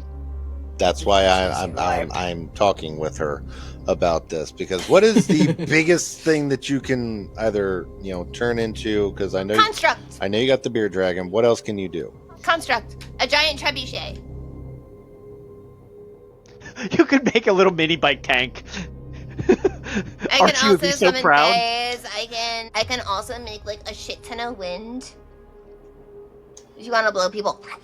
Because I'm kind of digging Being so the mature beer about dragon, this. but the factor of like what else? Like, do we got other dragons? Does it Do we have to got... be a beer dragon? Okay, so I can make it anything you want it to be, especially if you have 2 ideas. Because you What's your want most to fucked fuse up 2 combination? ideas? You shouldn't have said that, because my brain immediately went to a storm void or a Incredible. storm void or a storm force dragon. A kind and benevolent GM, based on what Sylvain showed me, which was everything. I have it in quotes in my notebook. Would I be able to find something very close to that? So you're saying like to actually transform his bike into a mithril dragon, give or take. Yeah, because I can summon dragons, so like if I know the dragon type, that I will then let you do that if that is what you choose to do. That's up to Conrad. Mm-hmm. I might be able to instill some fuckery into it, Is it up to me? Whatever- as but it well? might not be Because as I'm for it. reliable. Whatever you summon in that the bike can transform into, it is going to only be able to transform into the one creature. It won't be able to do multiple different dragons of whatever. That's fair. Whenever Sauce casts the spell, you have a creature in mind. That creature is what this bike would become.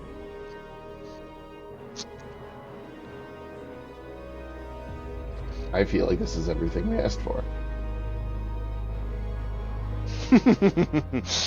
And as Tommy works on installing these after we get those spells imbued into these orbs, Tommy does do one other thing.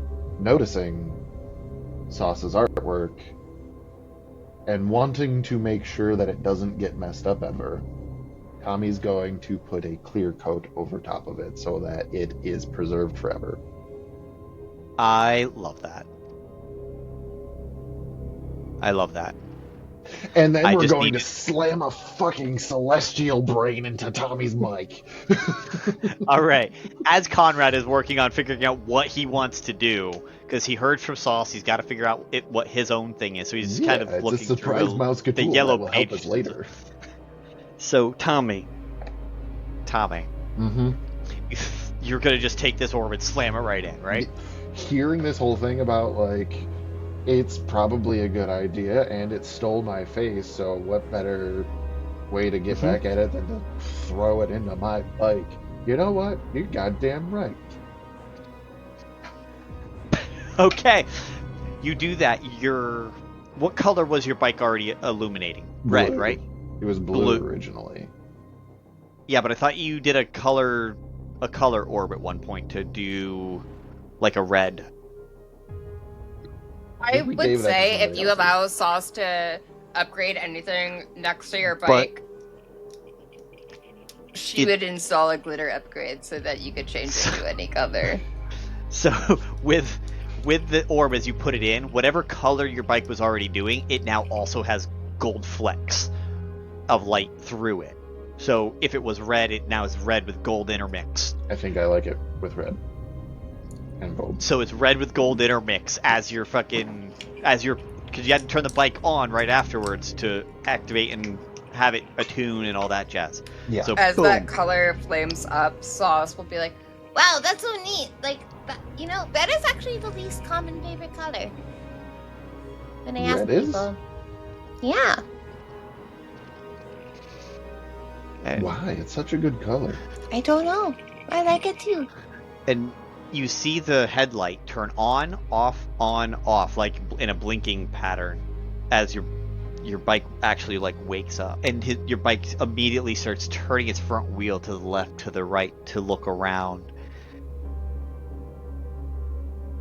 Is in Tommy in your head, just you. Is good to see again. Now, are we ready to go heal these people? I need you to tell me what you're supposed to heal people from. I was never told. You weren't told anything. Just that apparently it was supposed to be a batch of, my presumption was elves. He said his people. When was this supposed to happen? 600 years ago. His Majesty, Lord DM, does this time from Tommy's perspective up to when originally Taoliva was mining arcanal crystals and a certain group of miners kept getting very hallucinatory. Yes. It was right before they mined everything Uh-huh. and refined everything, and there were no more crystals. 200 years after this, there were no more crystals. Tommy is going to, like, pause, close his eyes, and look down with a smirk, like, of course. Ferdinand, was it? Ferdinand Socorro. We'll drop the middle. I'll use it for something else. As he just continues looking around and just driving at like 2 miles an hour. Tommy is seated on it. Okay, you're riding. He's driving 2 miles. It's driving 2 miles an hour. You're just on it. It's not his fault. Ferdinand, I got a proposal for you. You'd like to make a deal? Let's make a deal. You see, There's apparently somebody who was done fucking with the back of my skull. Yes. And from what I hear, that person is fucking with the back of many other people's skulls. And it has something to do with this city that you and I happen to be standing on currently. Gonna be dropping from the sky very shortly.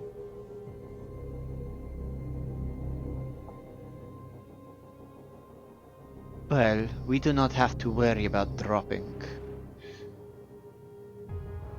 Well, I'm happy that you say that. Because how do you feel about saving Taoliva?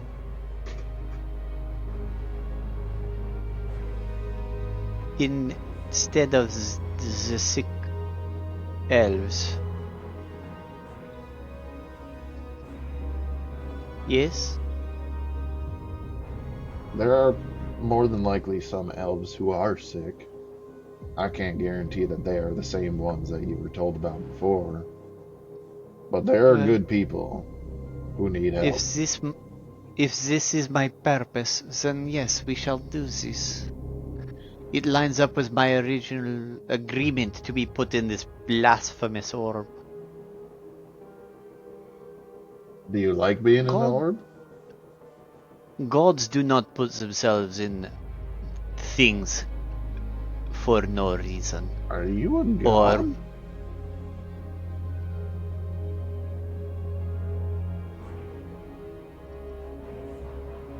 Looks like you shall find out. Well, respectfully then, as I'm currently mounted. Riding. Yeah, I mean, you Yes, are given. that is what she said. Am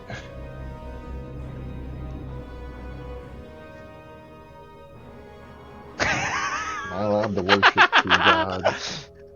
Will Lady Luck get upset? I'm sorry, Time Lord. We'll talk about it. Well, Ferdinand, I think that you and I got at least one good ride left in us. Yes. Shall I do some reconnaissance? By yourself? Sure. Why not? I mean, as long as you don't cause a scene, and you can make it back fine. Okay. Is okay with me. If it's okay with you. Will you Just be get able to? Just like awkwardly steps off of his motorcycle. Your bike goes invisible and drives right out the door. You hear it, and you can tell where it's going. Where is it going? Towards the nearest highly psionic entity it can find. You said it's fucking with somebody's mind. He knows it is therefore one of a few options, and it is going to hunt it down. Hey, just staring blankly out the garage door, listening to the engine roar in the distance and the squealing of tires. Tom is just gonna go, "Hey, Sauce? Yeah. We put a god of undisclosed nature into my motorcycle, which then turned itself invisible and drove off into the city." I see how this gets complicated. Okay, my question so to you, good news. This is not ideal. Bad news. This is not ideal. But my question to you, did this Yeah? meet the quota of chaos? Oh, see, the fun thing about that is, like, there's not an actual quota. Oh, wait, Well, I know no, it's shit! not actual. You've disarmed me! Oh, no, this is, like, really, like, insider information. Holds out pinky dramatically. What am I promising?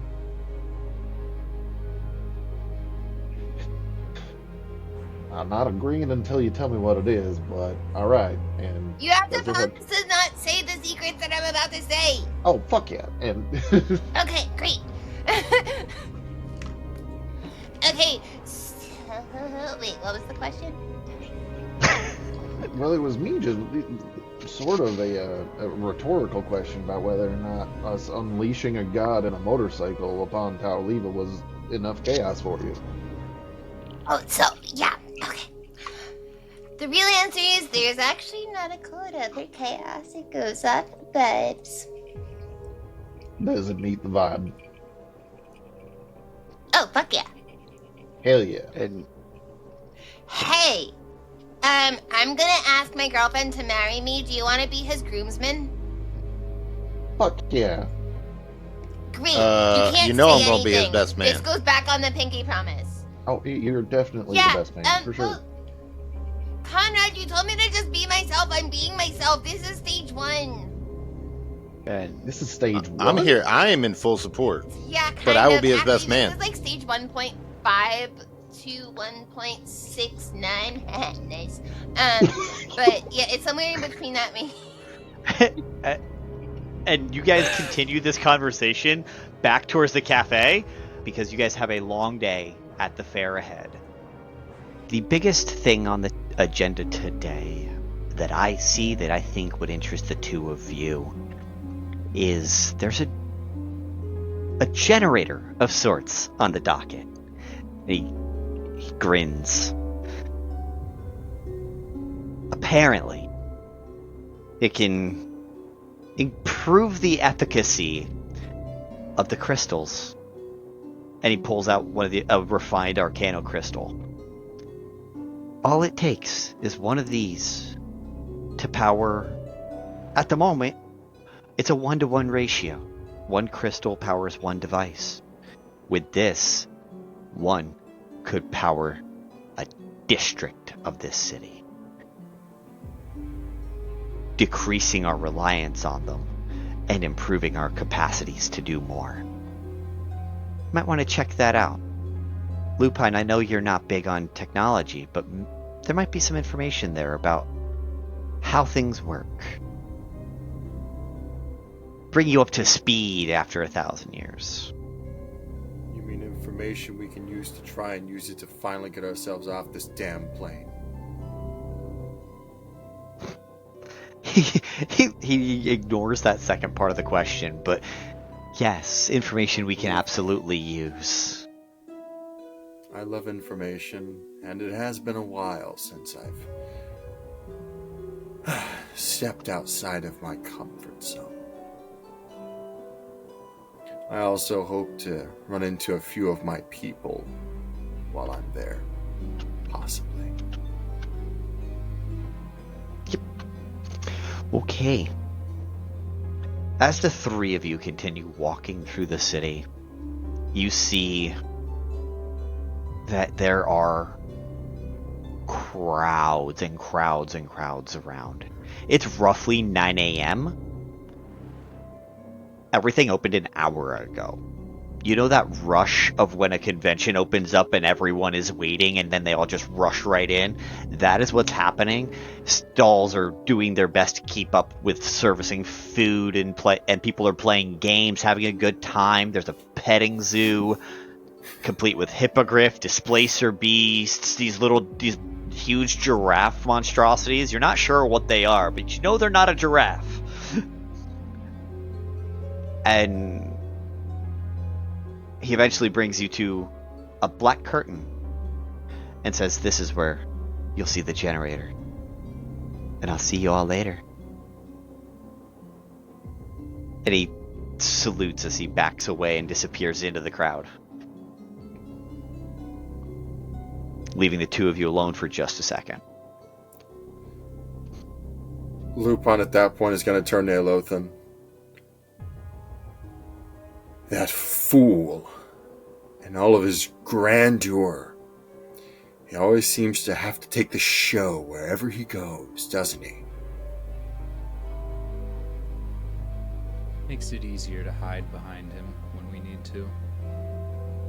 I'm more worried about these crystals.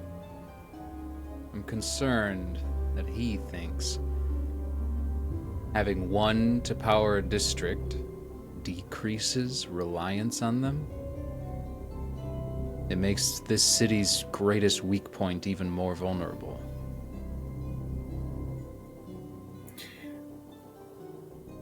Ever since he first brought word of those crystals, I haven't trusted them.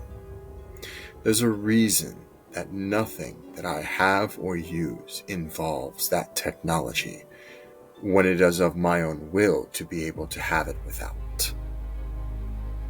What I will say is that there is hope that this technology will help further us to our original goal. Speaking of that, I know you've been busy since our last meeting up in the Grove. So what have you been up to, Elothan? Any new information for me on any vampires?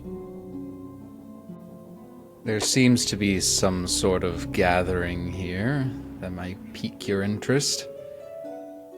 I have the names and locations of 5. You could probably have the rest by the end of the week. That is if this city survives the week. We know what's coming. And at this point, if they're in the city, let them die in the city. And at that point, that of course was a mere whisper so that no one else would be able to overhear that. You guys are wandering around the fair a little bit. Having just met back up after splitting off to go do some other fun stuff. What are some things that each of you did in the fair earlier in the morning? All right. So I definitely, I think there was a whack-a-mole game. Sure was. Yeah. I think we probably definitely visited the whack-a-mole game for sure. And Sloss wild shaped into one of the black moles.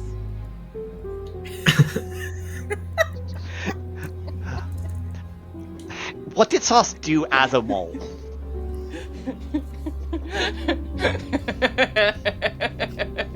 Oh, do I let the intrusive thought win, or do I let the other intrusive I thought will win? never That is say the no question. to letting I know, intrusive it's thought whether win. it's intrusive thought A or intrusive thought B. That's the only those you do. so Is so there a way there to do a middle? So let's build the scene a little. This is a whack-a-mole. What instrument do I have? Is it a foam bat? Is it like, what's going on here? Yeah. It is the Warhammer of non-lethal damage. Okay. Okay. So it does the damage of Warhammer, but it is a cursed object that only does non-lethal damage and will never do lethal. Okay, sick. And are these little are they mole rats in a box, or are they like animatronics? Fuck it, they are naked mole rats. They're straight up naked mole rats. Not the naked mole rats. They're like real animals. Yeah. No. They're non-bludgeoning. What's the worst you're gonna do? Knock it unconscious? So Cass Sauce is also freeing these after. has Tornado in a little backpack, right? And I imagine Tornado saw all of the naked mole rats on the whack-a-mole, and so she's like trying to wrangle Tornado, like literally trying to like hold her and keep him from like wiggling out, because she's like, oh no, you can't, no. Okay, all right. And I suppose we would then have to appraise how well I'm doing at whacking these naked mole rats. Roll an attack check on whack-a-mole. So Warhammer, you said? It is a warhammer. I'm gonna say whether you Okay, are but or like not, what type you're of proficient. Warhammer? A fantasy Warhammer or an accurate Warhammer? What does Vulcan think? I'm picturing like Because a a Mario... Warhammer is like an accurate Warhammer is a lot smaller than you think. Like it looks like an actual Yeah, I'm hammer. I'm mentally picturing a big old Mario block shape on a stick. Fucking done. It is a Mario Warhammer of non-lethality. Bonk. Okay. All right. Is it so? I am not Interestingly enough, I'm not proficient in You Warhammer. are for the sake of the game. I am for the sake of the game. Hang the fuck on. Alright. That is a 2 plus 14, so 16. That was pretty bad. As you're coming down, it retreats. And you miss it because of timing. Oh, okay. All right, hang on. No, I got this. It's just I guess the little guy's kind of fast. All right, watch how. And I'll shimmy in my hips, like I'll wiggle my hips and like get into like a little baseball stance, and I'll wait for the little sucker to pop up again and see if I can get him. Whoop, comes up again. Go ahead, roll that attack check one more time, with apparently a plus 14. That was a nat 20. Oh.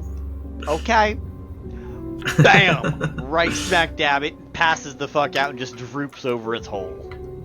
Oh shit! I think is he okay? Is this ethical? Okay. It's all right. It's all right. It's a little dwarf from Castamar who comes over. It's all right, man. I've got 20 more in the back. This one's just unconscious. They can't kill nothing. This doesn't think seem it's okay. humane at all. It's perfectly. Claus has wild shaped into these naked mole rats and uses a healing spell with her little grabbies, her little naked mole rat grabbies, and tells the mole rat to escape.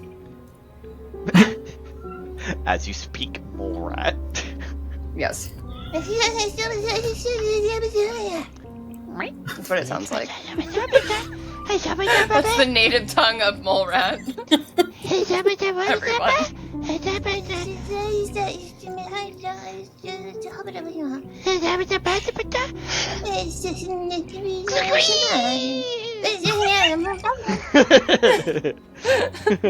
And he just starts running away.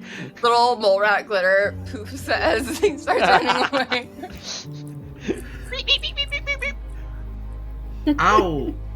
Oh man, it's all right. He don't get that far. Oh, okay. I feel like we're on a floating city. How far can he really get? Okay, all right.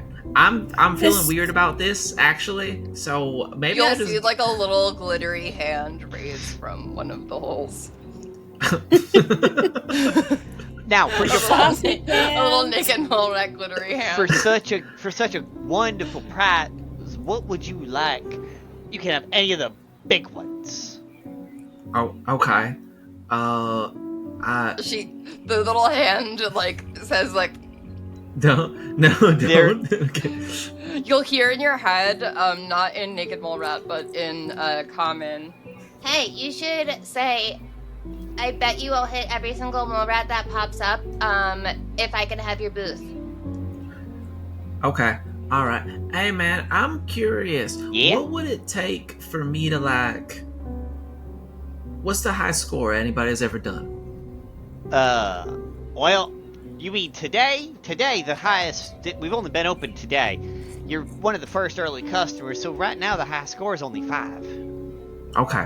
What would I have to do if, like... To kind of take this operation off your hands, right? Like, this seems like a good investment. You willing to run this for the rest of the week? Oh, little yeah. Glitter jazz hands. It'll run for sure, yeah. Alright. Well, let's see. 2 things. You have to beat me in a one-on-one competition. Because I know the exact pattern, because I programmed the pistons beneath the mole rats. Alright. So I can get a perfect score. Is correct. Sauce hears it. Can I roll to dismantle all of these pistons? Roll a persuasion check for the mole rats. Fuck yeah. Because you're already shifted into a mole rat. Yeah. Alright. Let's go. Let's go. We're staging a mole rat revolt. No, that did not take long for us to do. It should be really easy to convince them not to get wounded anymore. Like, hey, you want to stop? They're not getting actually hurt. Yeah. No, they're just being knocked out. Yeah. Doesn't mean they're not being hurt. It's still traumatizing. It's It's more the trauma. If someone punched me and I It's a passed out but 22. didn't die, I would still say that hurt me. Yeah, If exactly. not physically, then emotionally. It's emotional That was damage. a 22, by the A way. 22. 22. What are you trying to convince them to do?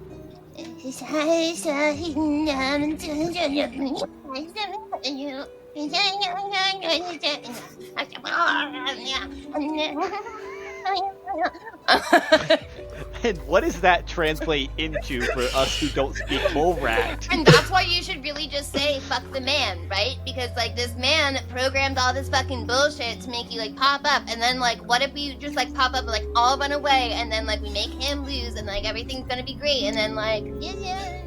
And she says that like in like actual. Like, yeah. Like, You fill in the rest. okay. He has disadvantage on his attack checks. Okay. It's only best out of 3 to win, right? Okay. So, all right. Roll 3. Also, to be very clear, Eric. Yeah. I would like to use the dash action as a mole rat to be the singular mole rat popping up during Vulcans and dramatically fall during all of them, yes, so that he gets a perfect score. Vulcan gets a help action on his attack checks, which is a advantage. So you have a full advantage on your 3 attack checks. I have disadvantage on mine. Okay. Go ahead and roll. All right. Okay. And well, make it. Hold on. So I'm actually figuring. So the warhammer probably doesn't count as a pugilist weapon or an unarmed strike in this case. No. I'm actually thinking. Right. So I'm thinking it's actually. So roll it as a weapon attack with proficiency. Mm-hmm. Yeah. So just a weapon. So it'll be. That's 4, 7. Recalculating. I think that is significantly less. I think I'm rolling 7s on this. Pretty sure. Light armor, simple weapons. Yeah, simple weapons, whip, club, hand crossbow. Yeah, For the okay, purposes of the game, you are proficient, so you're fine.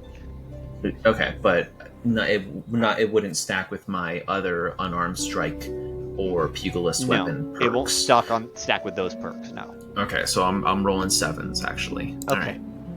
7s, not 14s. Correct. Okay. You did. So we did mathematical cheating previously. But it's fine. I missed that one anyway. So yeah, and then you got it's a okay. nat 20 on the second. So. Yeah. Okay. All right, here goes. Okay, three times. 3. You have advantage. All right. Advantage. Yes. Okay. First one is a 16 to hit again. Okay. He won the first one with a 20. With advantage? It was with advantage. Okay. The second one is an 18. 18? That does not beat his 20. Oh, shit. And then my last one was a 24, so I only got one of them, I guess. Yeah, that you didn't did. go super great. You got 1 out of 3. He wins, so he gets to keep it and says, "Well, better luck next time." Damn. All right. No. All the mole rats are gone. Yeah, no, all the mole rats are gone, but that's all right. Hey, man, you know what? You run a clean operation here. I appreciate it. Thanks for your time. Sayonara. See you later. Eric, yes. can I set up a glitter bomb inside these pistons? You sure can. So the I would next like to do customers that. have In the ugliest color glitter. Brown. So his prizes, his little trinkets behind, you still will get one of those prizes. And you get a large one for the crit. It is a little animatronic, like Balulu? owl bear Balulu. So think Furby crossed with Labubu, but looks like an owl bear. Oh god, it's gonna run out of batteries one day and it's gonna become possessed. Alright, okay. Alright, well, okay, alright, well, it's kind of cute. Alright, I guess it's kind of growing on me. Alright, well, we'll take a rest of look around. Alright, enjoy your fare. Alright. Have fun. And he lifts his little carnival hat towards you. Boss will wild shape into some sort of bug, and then just fly out, and then meet them like 50 feet away. Okay. In Sauce form. Sauce, roll a perception check as you're flying and getting a little bit of air as you're doing it. You're getting above the rest of these canopies and stalls and stuff. Bug air, bug air, bug. Oh fuck yeah! I'll take that. I will take that. That is a 24. So that was a 19 on the die. Nice. With a 24, you see the petting zoo with a bunch of exotic fantasy creatures. And they look tired. And they look tired, but not as tired as they will be in a couple of days when they're been dealing with a lot of people and a lot of socializing. Her little fly eyes narrow. The fair's only been going on for a couple of hours now, so it's not been a long time. Vulcan, you'll just hear in your head. You just hear buzzing and that's not from her a fly buzzing. Like this is her. This is her anger noise, which you would recognize. That's fair. I'm okay. Look, babe, I'm sorry I couldn't win the set for you, but I got you this. We have a mission. Meet me to the third booth on the left. Your actual left, not the secret left. Right. As you go up, you see a very large petting zoo area with a variety of exotic animals from across and the Saw continent. standing out with her little fucking arms crossed. Hey, look, I won you this. Oh no, Points. not right now. Okay, hand pocket. Points at the pocket space. Pocket space. The Bolulu. No. Wait, no! I'm mad! Hold on, not at you! I'm not mad at you! Look at that! I'm looking. Okay, cute! And she has like cute aggression and is just like holding it like. Look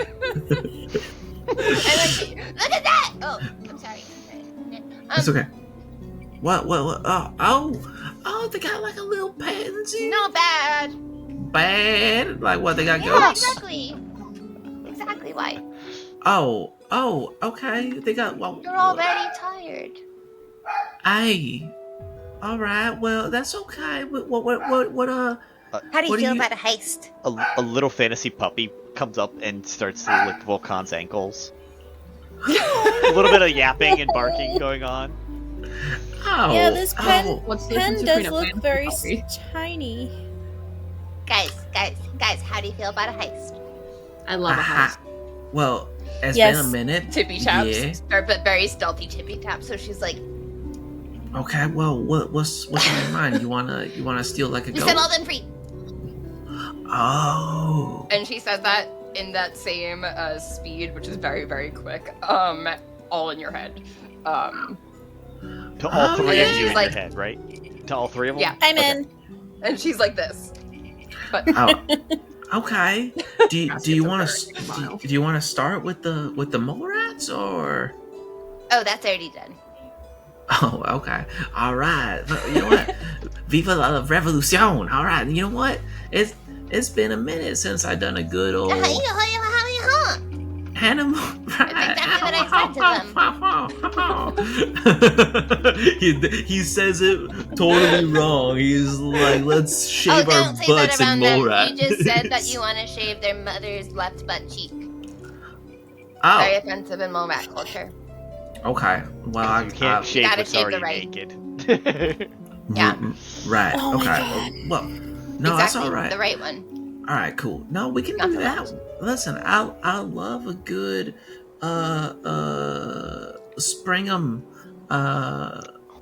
We can do it. We can spring. Rumspringa? No, not Rumspringa. That's the whole thing.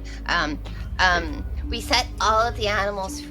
And you see a guy in a cane saying, "Step right up, ride the wild displacer beast. If you can hang on, you win a prize." Okay. All right. Well, This doesn't seem very humane. I'm not sure we can set a displacer beast free in the city. Oh, we absolutely can. I just. Well, we can. Actually, Yes. what Sauce does is not with that attitude. All right.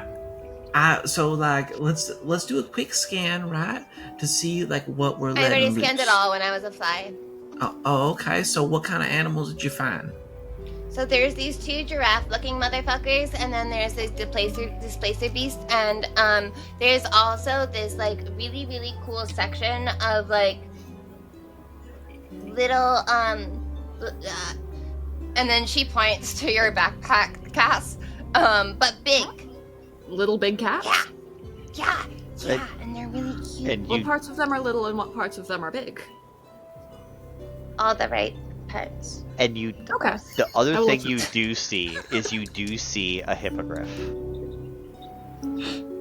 Okay. And then there's this weird half bird.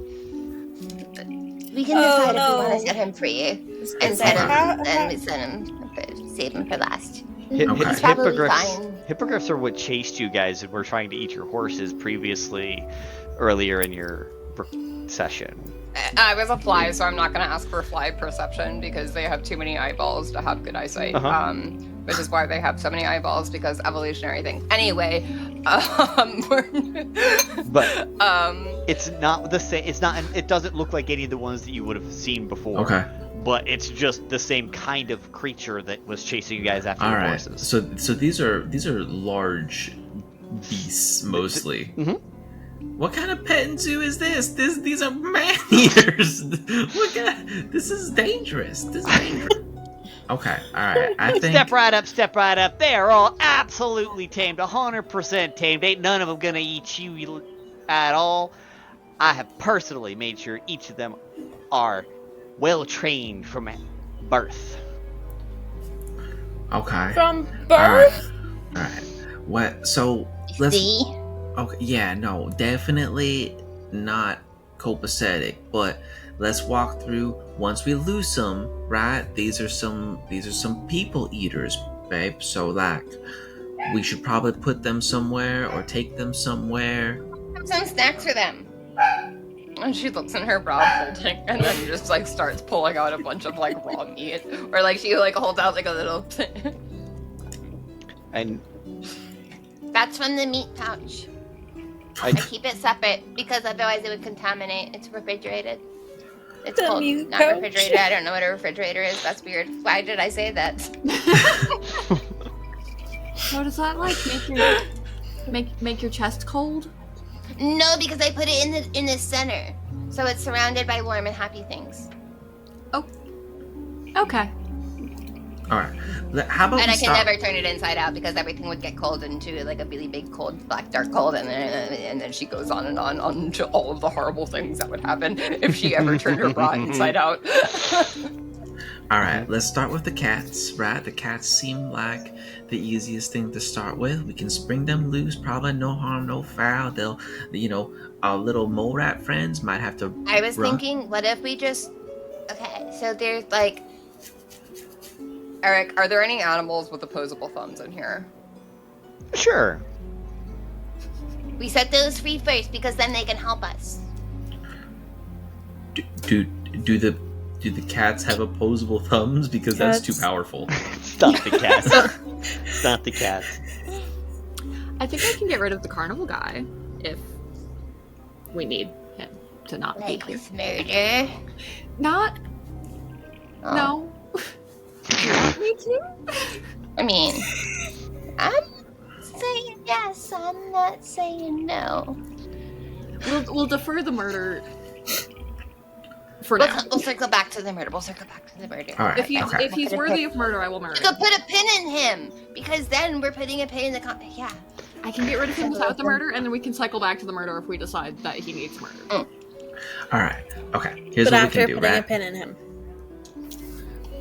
Yes. All right. Let's spring the cats, then the displacer beasts, and then if we're feeling generous, we'll let the hippogriff go, and it'll just fly away. Yeah, I can just fly away. And the two weird giraffe motherfuckers. Right. And Wait, the giraffes. What? Well, we could get caught if we don't do it all at once. That's why I said I get rid of the guy, and then we just go wee. Okay. Mm-hmm. I'm interested in how you would get rid of the guy. How many people are in this? I can see it. In the market district right now? No, the fair. in the petting zoo specifically. In the petting zoo specifically? How many innocent bystanders / guests? I'm imagining that this is 15 like guests. It's still fairly early in the morning. It's about 10 a.m. The fair just opened about 2 hours ago. There's 15 people. There are 15 so do we adults just start with their ushering the accompanying. people out? The displaced beasts are the ones that really worry me. Yeah, and you know what? If we incite the displacer beast, maybe they'll just lose control of it, and then we can just get like animal protective services or something, right? Like Roll perception check. Okay. Can I slip into the mind of the displacer beast? But like, because she learned so much with her friends here, she's going to ask permission to slip into its mind first. And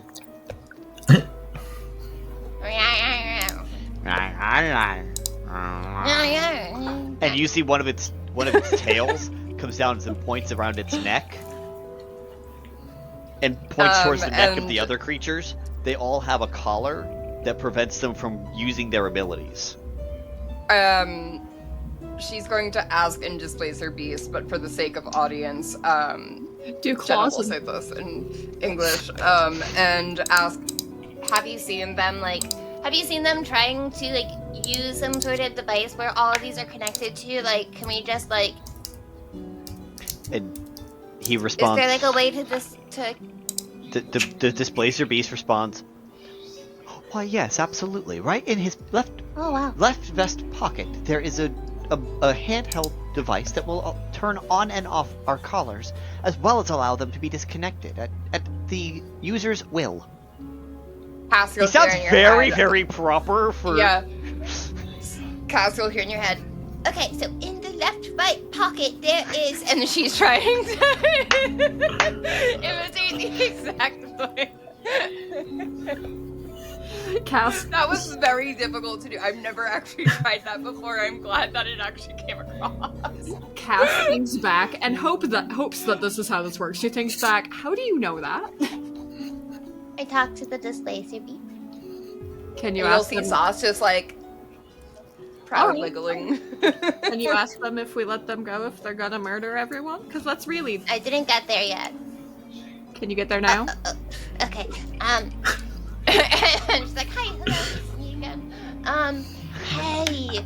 So about like murdering like all the people here, do you think you could like only murder the people that were mean to you? Nobody has been mean to me since I was born. It's been a rather phenomenal life. Oh, you're brainwashed. I just have not been able to utilize my powers of my own volition. For their safety, so not mine. hypothetical situation. What if you were able to use your powers at your own volition? I would return home to the Fae where they caught me. I love that idea. Great. 100%. However, I think that guy, that guy that kind of caught you? Yeah. That one right there. Mm-hmm. He's a dickweed.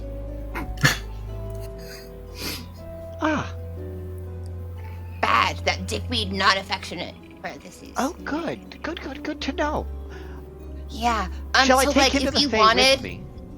No, I think you should, like, if you wanted, like, a little mini revenge arc, like, if you needed to get something out of your system. You see his eyes narrow as he looks at you and his eyebrows raise and he goes, home is the unseelie. Shall I take him home? You absolutely should. Fabulous. And you just see this, like, giant Displacer Beast cat smile. And I think he gave you his name, didn't he? Of course. Okay. Happy travels. Thank you. You're welcome. I owe you one. Sure. If that's what you want. I'm gonna go Okay. talk to him. Okay. Wait, first, am I a go? Are we? They're not gonna murder anyone if I go talk to the guy? Awesome. I haven't talked to the weird bird yet, but I trust him to just fly away. That's fine. The birds know. The birds do know. You'll just see like 1,000-yard stare. Okay, so I'm gonna go up to the guy, and I would like to charm him.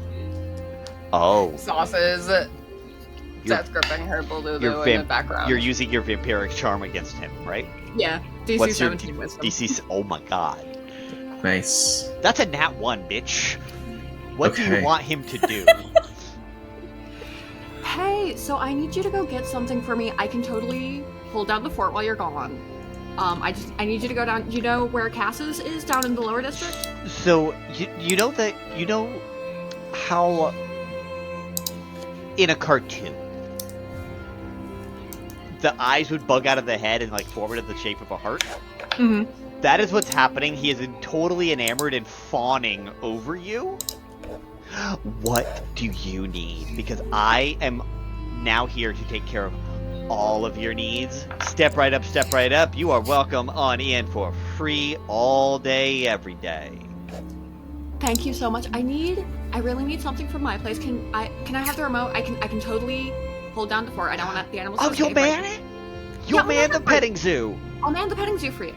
Oh, that is so fabulous. What is it you need from your house, and what's the address so I can go get it? Does Cass's have? I don't think Cass's has a No, it's 420 High Street, isn't it? 420 High Street, yep. All right, go down to 420 High Street. Uh-huh. And Jedediah should be there. Okay. Tell him Cass sent you, and she's looking for a meal, and he should know what to do. Oh, tell him he's invited to the fanciest party. Oh, you're invited the fanciest party? You're invited to the fanciest. Tell him to invite Jedediah to the fanciest party. Are you gonna be my date to the ball? No. No. Oh. And Well, you maybe, get this very sad, dejected look. Maybe I'm not spoken for yet tonight. You can save him a dance. I'll save you a dance. Oh, you'll save me a dance. I will take a dance, and I will go get your Jedediah meal. Yes, and I have talked it over with Jedediah, like this is out of character. Jedediah knows that that's code for knock him out and tie him up. That is what Eric thought too, that was cast code. So I've got the collar remote, and he's going home to be knocked out. Running away. He actually had a little Tau scooter that he just hops on and uses this little motorized scooter and just... Nice, free bike. No, this is like one of those push scooters that's like an actual e-scooter. Yeah, no, like I have a free the city scooter now. Yeah. So it's mine now. That's exactly what it is. And he's going straight down to the coffee shop. God. The scooter To just get comes knocked back holding after. the remote. Yeah. Oh, I told you I'm very persuasive. That's amazing. We normally have to beat the crap out of people. Oh, Well, because no one ever listens to my really good ideas. you have beautiful ideas, babe. I know. I know. She's like, I know. All right. Okay. Well, that's all right. So what? We just click the button and the displacer's good to go. And I think so. I will update the displacer beast on the location of where he is. Fuckface McGee. Yeah. Okay. Jedediah's about to have a very weird day. Guys show up. And she's going to be like, there's going to be a weird guy named Jedediah there. He's fine. So, like, keep him, like, let him stay where he is. Of course. I have no quarrel with most people. Yeah. I mean, depends on the people. I said most. You're neat. I said most. Yeah, that's fair. By the way, Larry is a very, very kind and caring soul. Points his tail towards Who the the fuck's hippogriff. Larry? Points his tail towards the hippogriff for you. He wouldn't hurt a fly. Okay, so there is and she's going to info dump, and basically therapist share this poor displacer beast, but in a 30-second period where she just gives the entire rundown of the Chaosity's encounter with the hippogriffs. And she's like, do you think all birds know, or do you think only some birds know? The wisdom of the avians is far beyond most people assume. Why don't they have eyebrows? I consider genetic defect. And at that same time, I kind of see Cass simultaneously clicking the button and turning. I push the button. And the collar on on every creature's neck detaches and falls to the ground. I'm gonna take your word for it. But I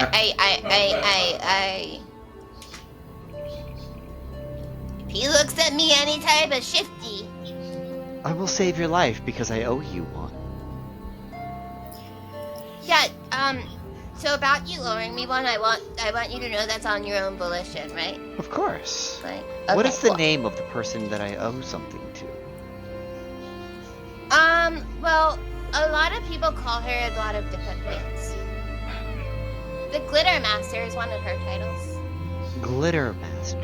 Easy to identify. Thank you, Glitter Master, for freeing us today. Welcome.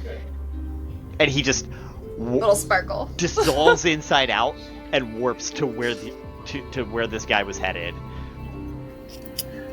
Alright, so... And the hippogriff wings spread a good 20-foot wingspan. Solid, strong flap.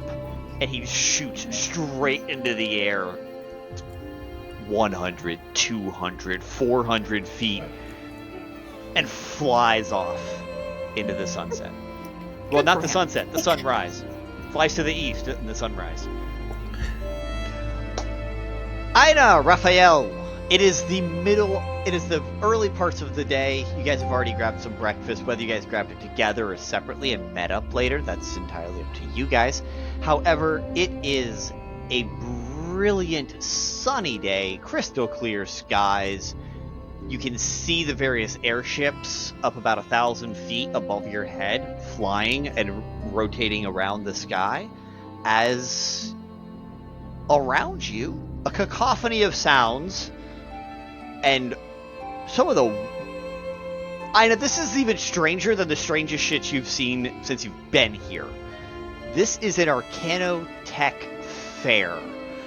New gadgets and gizmos and whiz-bangs and all kinds of weird, way out of pocket shit that you never would have imagined is appearing. And not appearing, but is here in various stalls and shit like that. Just straight up promoting itself. There's a whack-a-mole-like game. There was a petting zoo until you guys saw the hippogriff fly up and out around 10:30. And then you heard there was a displacer beast, but no one knows where it is anymore. And there's various other wild creatures that escaped and got contained, wrangled, and are now cloistered off into their own little makeshift barn. Because they're not collared or anything, they are just wild animals that they don't want to maul people.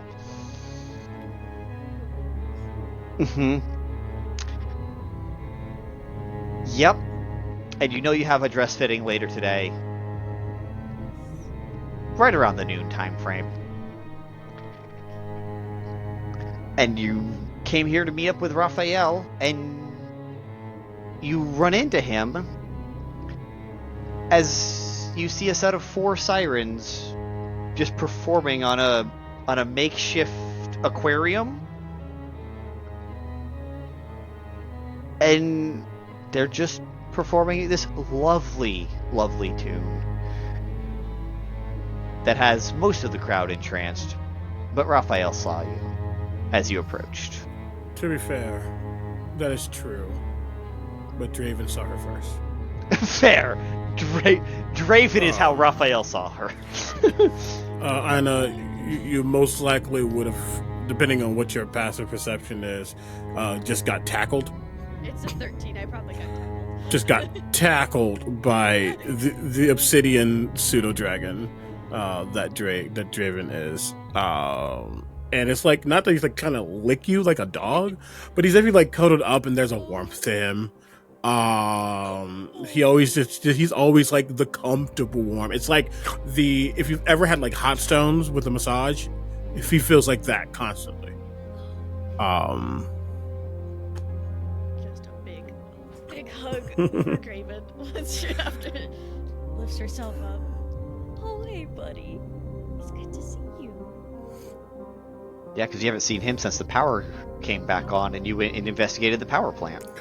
So the dragon could like display like images and things, so you just get like a full like display of like what's happened since you last saw him, but it's always from Draven's point of view. So at one point he's like staring at a bird, another point he's like kicking something around, he gets yelled at and he flies back. Like you're seeing just like a pet's like life for a bit, before eventually you hear, Draven, you know better, and he just flies back and gets kind of like purchased.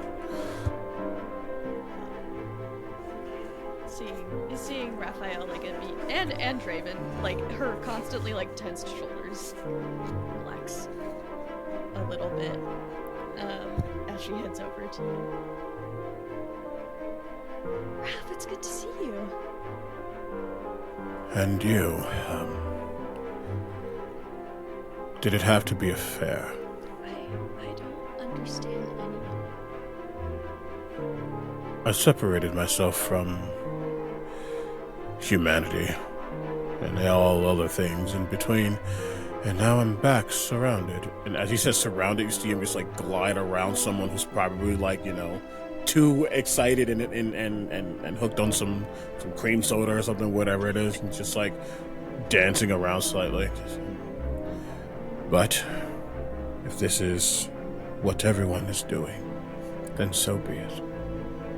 Yes, people need a distraction from what's supposed to happen. I don't even know if people know. Sometimes it's good for people not to worry. Yes. Are you worrying? Constantly, always. Then perhaps you'll survive, unlike some, which is an unfortunate truth. Mitigate what we can. Either way. So, what does one do at a place like this? And he's at this point gotten close enough to maybe be like 2 feet, not 2 feet, like a foot and a half away from Aina. Intentionally like letting her like not lead, but like if she wants to hug, she can do the hug. If she wants, etc., he'll let her. He's following her pace, because again, he was invited here, and he don't want to be here. But You're kind of probably getting the feeling that Aina also doesn't want to be here, and is just kind of dragging you into it. Like, if I have to be here, so do you. Yeah.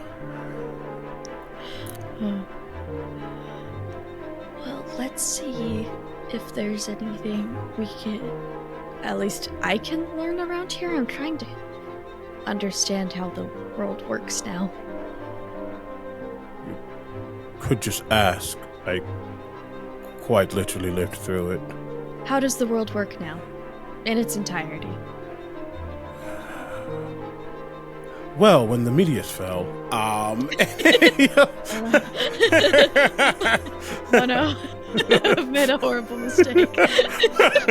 And cut. That's the recording. That's the rest of the fair. Sorry, Tommy. I do think, though, at the very least, we'll start to walk and maybe just pace with each other, like doing the thing that people do at fairs, but they just kind of like slowly move about, checking things out, but having their own conversations. But he probably is like regaling her with like some history.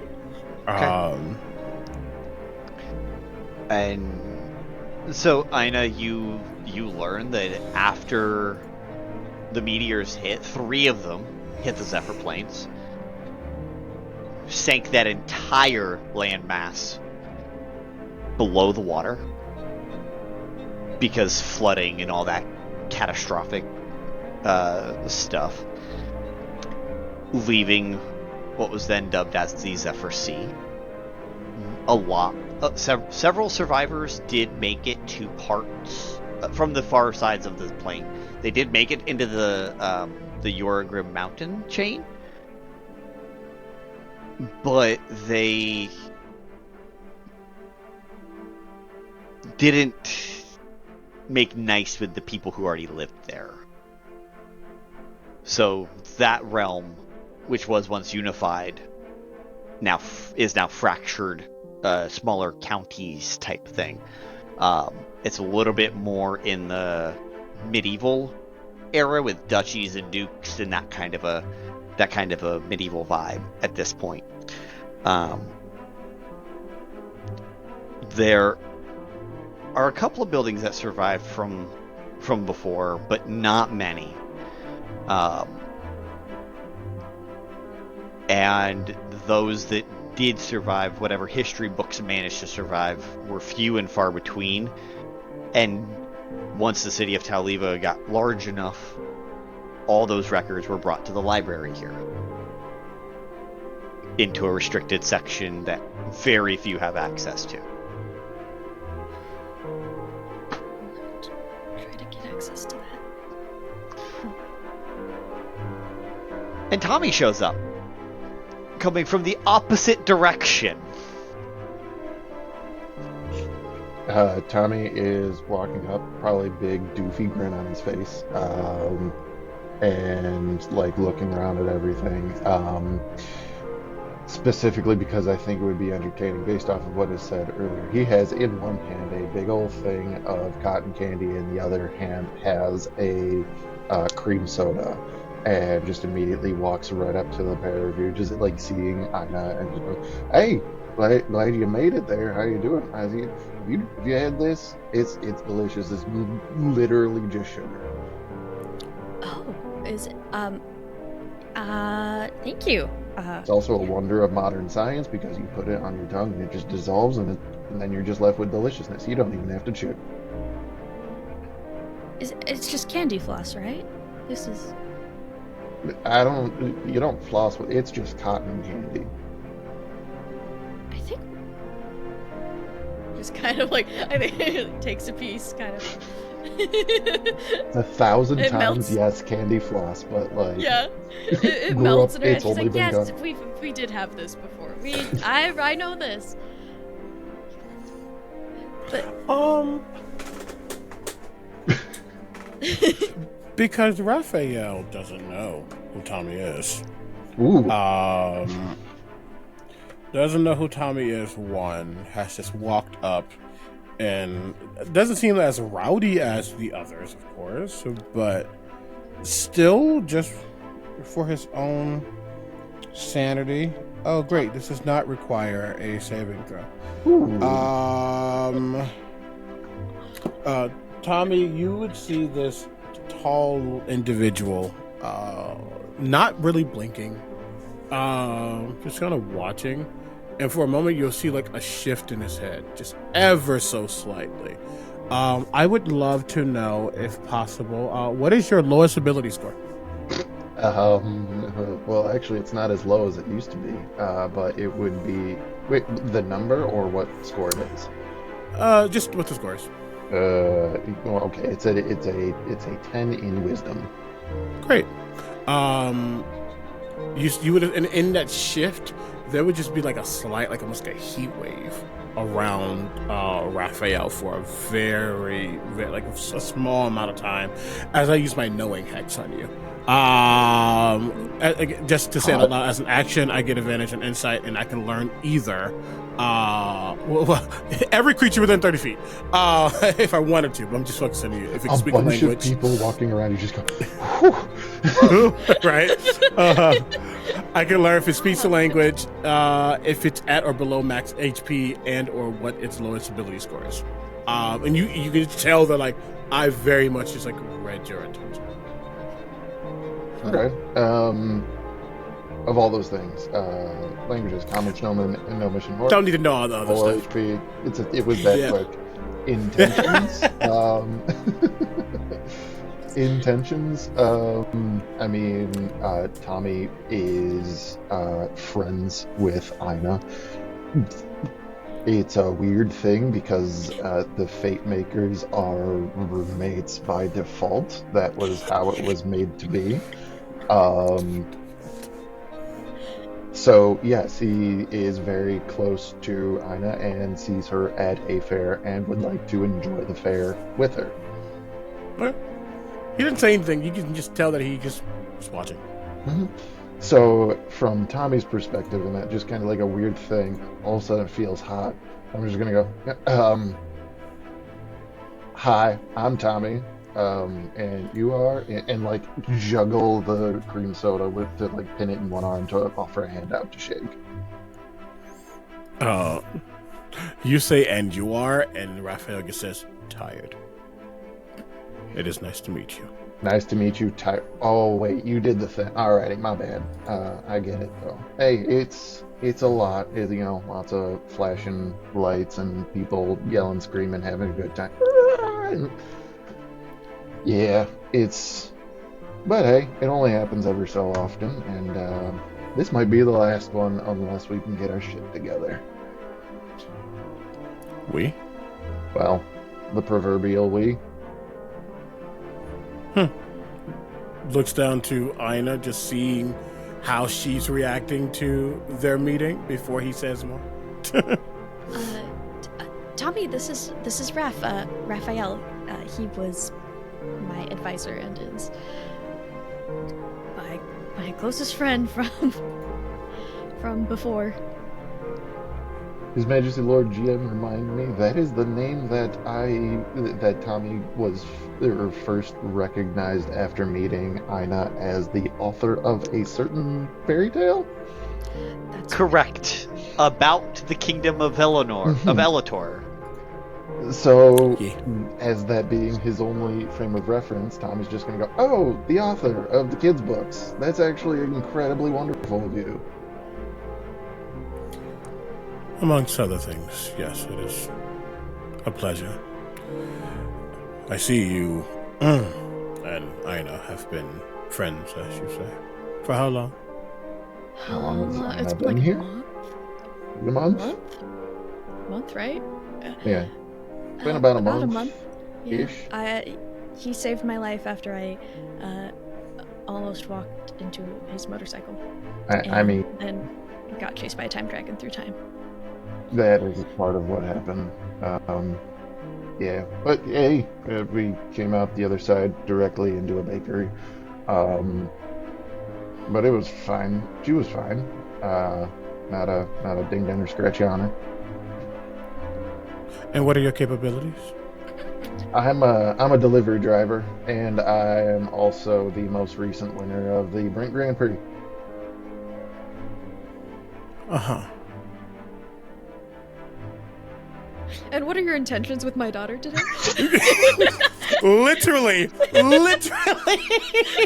are you good enough for her? What makes you good enough for my daughter? I was there when he literally said, "What are Tommy's intentions?" And I was just like, there's a lot of tension between these two that I was just kind of like...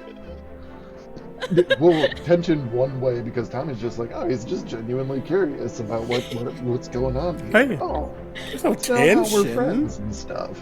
Tension would hint at there being equal pulling. No. This is just an oppressive force. There's no equal pulling. You pull and I follow.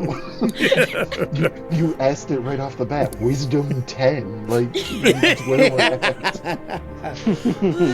That's funny. Well, Tommy is a delivery driver and winner of a Grand Prix. Yeah. I'm glad to know that my charge is in good hands. I mean, they're currently full, but yes, I mean, all the fate makers we tend to, well, honorary fate makers, we all look after each other. So, yeah. Title, Fate Makers. Got it. Yeah, it's a motorcycle club. Turns around and shows you the emblem, which says Lady Luck's Fate Makers, and has a pin-up depiction of Timora, the goddess of luck.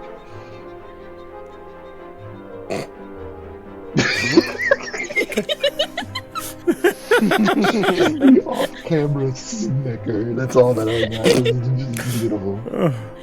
They tried to get me to wear one of those jackets. I didn't want to. She did get the patch, though. They wouldn't let her leave without it. Why? Noted. Well, we are at this fair and believe you should attempt to have some fun outside of making fate. So, absolutely. You just got here. What do you want to do? Come on, let's go take a look at the map with the "you are here" thing, so we can find out what's close. And like puts out a hand to kind of, if she would take it, lead Aina to that spot. Oh, sure. Let's take a look. Okay. So, a couple of things you guys see. You guys see a games alley on the map, which you guys are not in right this second. Mm-hmm. Along the back, along another stretch, there was a petting zoo that, because it's a pseudo digital map, an Arcano digital map, has closed on it. Okay. No petting Gorgeous. zoo. Nope, no petting zoo. Up along the front, where there is the gap between the market district where a lot of this is going on and the quarantine zone, there's about 100-foot ravine that goes straight down to the water, and it shows that part of the city, it has a giant queue for quarantined. Do not go there. On the map. Yeah, I thought they were trying to keep that on the down low. Yeah, really, that's not good for business. Bad for business. We can't leave anyways. Down in the slums, it shows there's a lot of bars and nightlife and new clubs and all this shit that wasn't there a week ago. Over in the governmental district is where you can go for lectures on like the history of Taoliva, if you need to make a deal or a bargain. They've got a lot of offices and private space for setting up deals with other kingdoms, because everyone's got their ambassadors or whatever coming here, so they can. A lot of high profile people are in the city, is what you're seeing here on this map now. Over in the academic district is where it says the ball the ball will be here, and concert tomorrow in the same spot. And then up in the invention district, it has a couple little things that Tau Tech is showing off specifically. So, and there's a bunch of different areas that you can go to. There is a few other lectures throughout. There's one that's over by the academic district that is actually it's closer to the cleric district. I'm so sorry. That is about. It was moved. Originally, it was supposed to go to be in the cleric district, but it's been moved. It is about lost and forgotten deities across time. There is a lecture on chronomancy at noon. I gotta go dress shopping. Time magic and what that means to you. I can't even attend that one because I have to go dress shopping at noon. And But it shows a bunch of different spots with different lists, like you would see at any convention or fair, with every room having it. If you clicked on it, it would zoom in and all that kind of jazz. The same app is actually in your phone, Tommy. You can actually have it in your phone, too. You just have to download He probably has it since he got here already, but since the sign was here, because we're close to the entrance, figured this would be easier than, trying to huddle over a stone screen. So... Oh, and right in the middle, there's a giant food square. There's a giant thing of all kinds of food, where you just came from. Yeah. 100%. So Tommy lists all of that off basically as Eric did, without going into colorful detail, because he just wanted to point out all the different things, knowing that this is Aina and Raphael's first time, and kind of after kind of pointing it all out, just kind of what interests you? There's this game over here. For Pack Blaster, that's supposed to be really fun. There's the roller coaster. Yeah. Well, what do you guys just got here? What tickles your fancy? Being in the middle of the ancient grove, away from people, tickles my fancy. Getting on a roller coaster that should not be probable, and yet somehow humanity has found a way to artifice electricity into the world after thousands of years. I'd rather not be the 1% that thing fails upon. But if you want to go on, I'll surely watch. We've already been on it, I think. Just not on a regulated sense. Well, that is true. But we're not going to talk about that day. It just immediately points back to the map, yeah, what are you thinking? I think Aina is fascinated by the fact that this is technically a touch screen. Mm-hmm. I think she's kind of messing with it a little. She goes past all the fun, cool stuff and just zooms in on the lecture with the dead gods and is like, "Ooh, yeah, that sounds fun." Is that the one? If you guys want to do it, I don't want to drag anyone along for anything. You're not dragging nobody nowhere. That's what you wanted to do, and kind of looks up to Raphael, Who's his face says, "Speak for yourself." Oh, kind of get looks up, sees you, go, yeah, it's fine.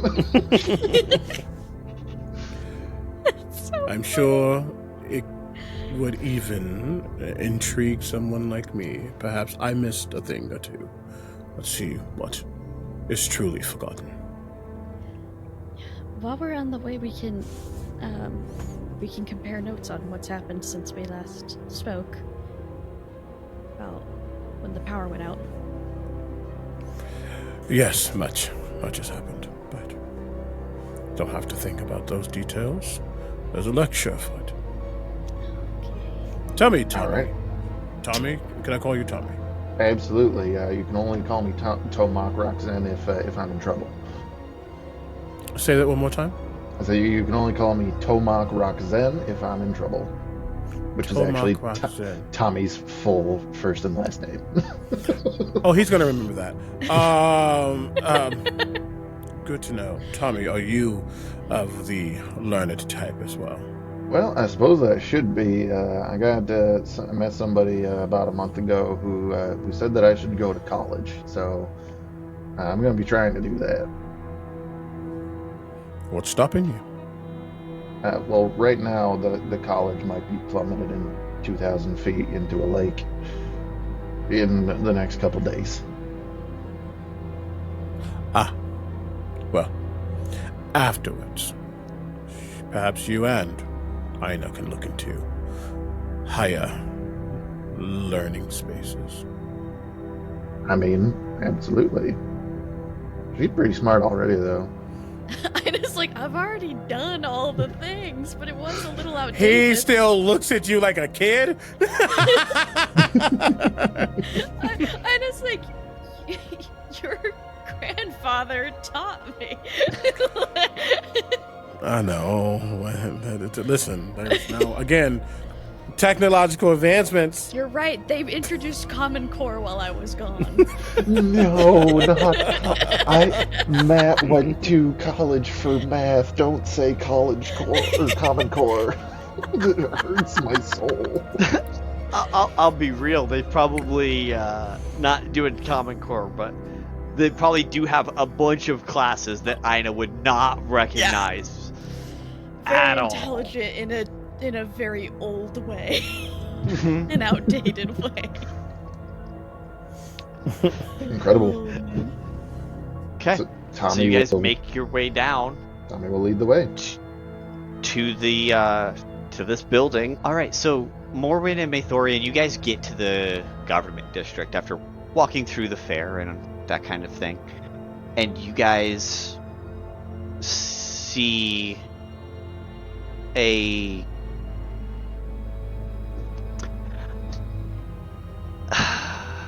so you know how Firebolt only launches one firebolt? Yes, that's how the spell works, Eric. Typically.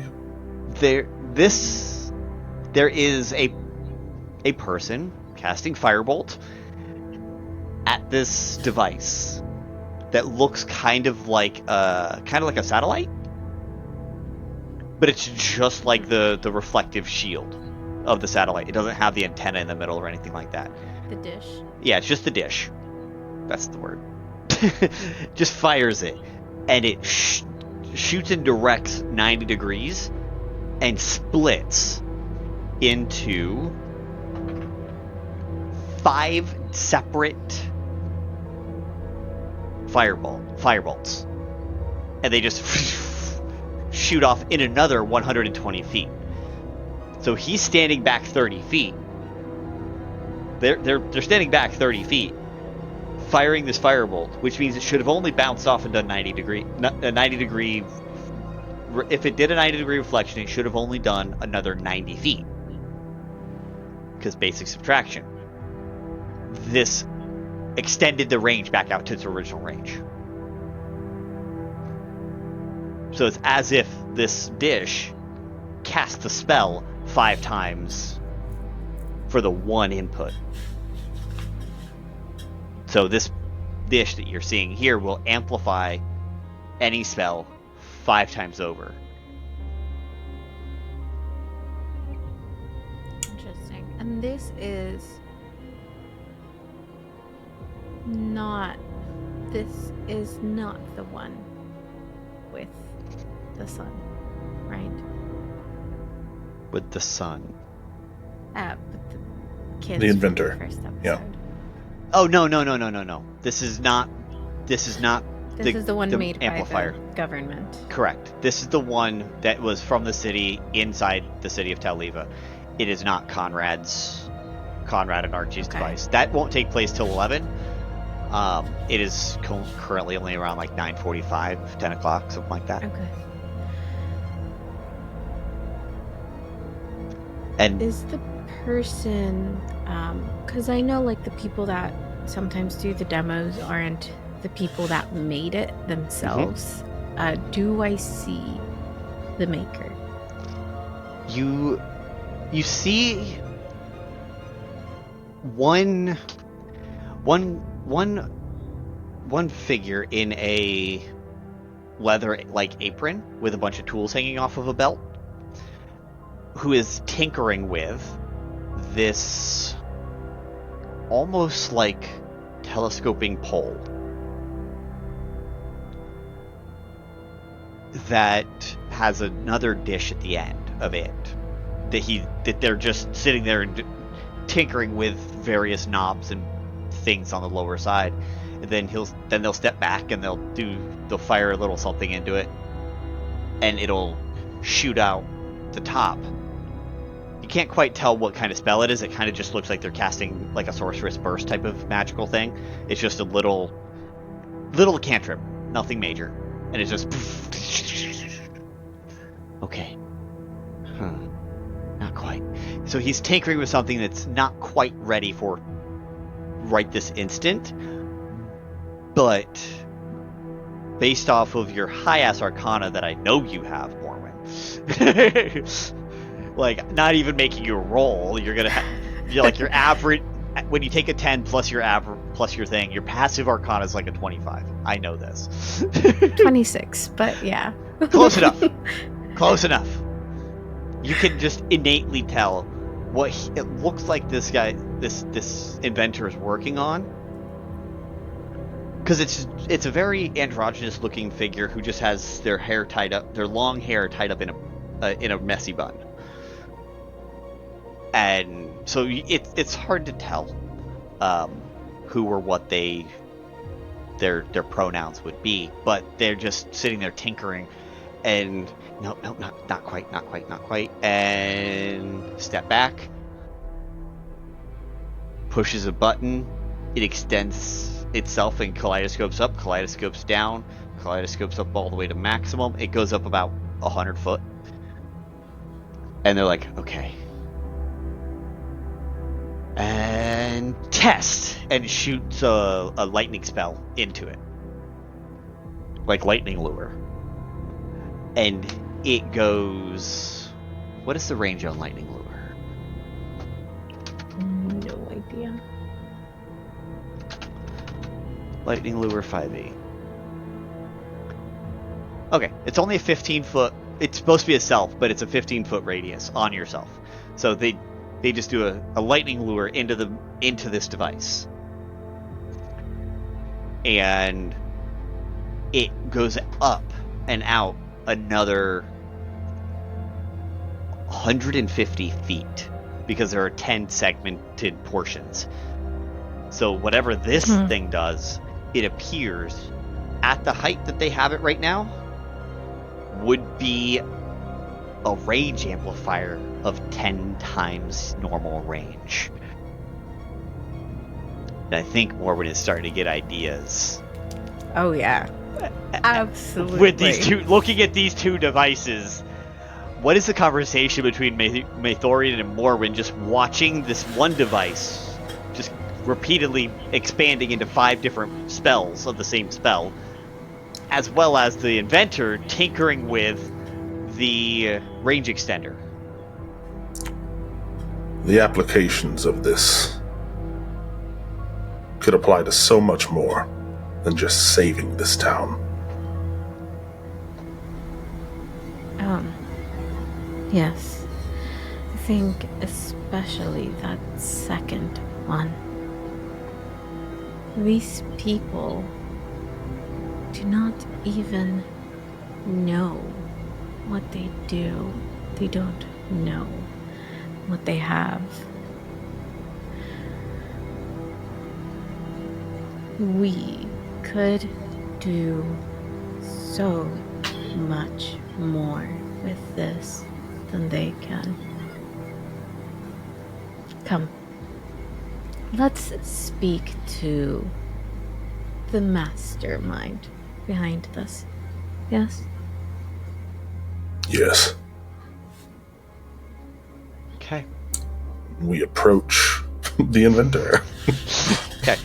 The inventor is actively kneeling, inspecting the entry port to make sure that there was no residual burn damage or anything like that from the spell that they cast. And it looks like their eye is like looking deeply into this periscope. We do light walk brown, messy up behind them very quietly. Would it matter? They have disadvantage on all checks because they are hyper-focused? So, I think with their eye their face half in the machine, if they just hear, hello. They visually just fall backwards onto their butt. Their left eye is patched over, because their right eye was the one looking in the hole. They pull up the right eye patch, and you see this heterochromia of a jet black eye, and like the entire eye is black, including the whites, and then the other eye is a normal eyeball, so it's got the white. What's that freaking word? Sclera. Sclera. Yes, has a white sclera and is a brilliant emerald green. Just looks at you. Can I help you? This isn't ready yet. Hope so. Okay. Stands up, brushes themselves off in the front, brushes themselves off in the back. Straightens their apron. Yes. My name is Morwen, Sanature of the Council of Ardamir. And I am going to assume that, and she points to the dish that is currently being demoed, came from your hands. Technically, no, it came from my mind, and then other hands technically built it. She rolls her eyes. Doesn't even hide it. They're obviously obfuscating. Like, I technically didn't build it, but I did. I have the designs, they're right here. And points to a bag that has like 5 different blueprints in it. And are those blueprints? Can I see those blueprints? They're rolled up. Oh, you can't okay. You can't study them right this second. Worth a shot. Can I steal them blueprints with my keen mind? Worth a shot. It's okay. It is worth a shot. Had to ask. Hey. But you can identify that bag anywhere now. Yeah. On top is the symbol, is the crest of the city of Taoliva. Over top, that's unlike the top of the bag, and it's an entirely red leather bag. So you can identify this bag anywhere. Mm-hmm. So you can find the bag if it's ever left unattended and steal it. But they're like, yeah. All of my inventions are right there. I've got 3 more that will be proposed to the council next year. But these two, they've already authorized construction of, and that one's already in second development, which means some of them are actually in use right now, and points over towards the quarantine zone of the city, way past all those tall buildings, past the hotels on the other side, surrounding the quarantine zone. How many do you have built right now? Of the second phase? Well, let's see. I have 10? 10. The might city be enough. The city bought 1,000. I don't know why. He is going to pocket that information for later. The city bought 1,000 for something. They said it was for a special surprise tonight. I don't know. They also bought prototypes of these range extenders that only go out to 5. This one does 10, which is why it's not ready yet. I see. Now, do you what is your name? Pulls out a wallet with a business card. Hands it to you. Doctor, Dr. Arameus. Or Professor Arameus, I guess. Both? I work at the university. Usually. Well, Professor Arameus, do you know what is going on with the city? Are you aware of what's happening? Well, I know they've got an entire district quarantined. And that there's some kind of infection. They think it's a resurgence of the Arcano-Crystal and Madness, but... It is. I don't know why they haven't just killed everybody then. Because that's the protocol. Yes, there are some who wish to attempt to save the people.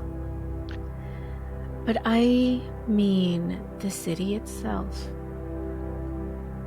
Did you know that the rock under our feet is failing, and the city itself threatens to fall? Though I don't suppose you do, and I don't suppose the council is bothered to warn anybody.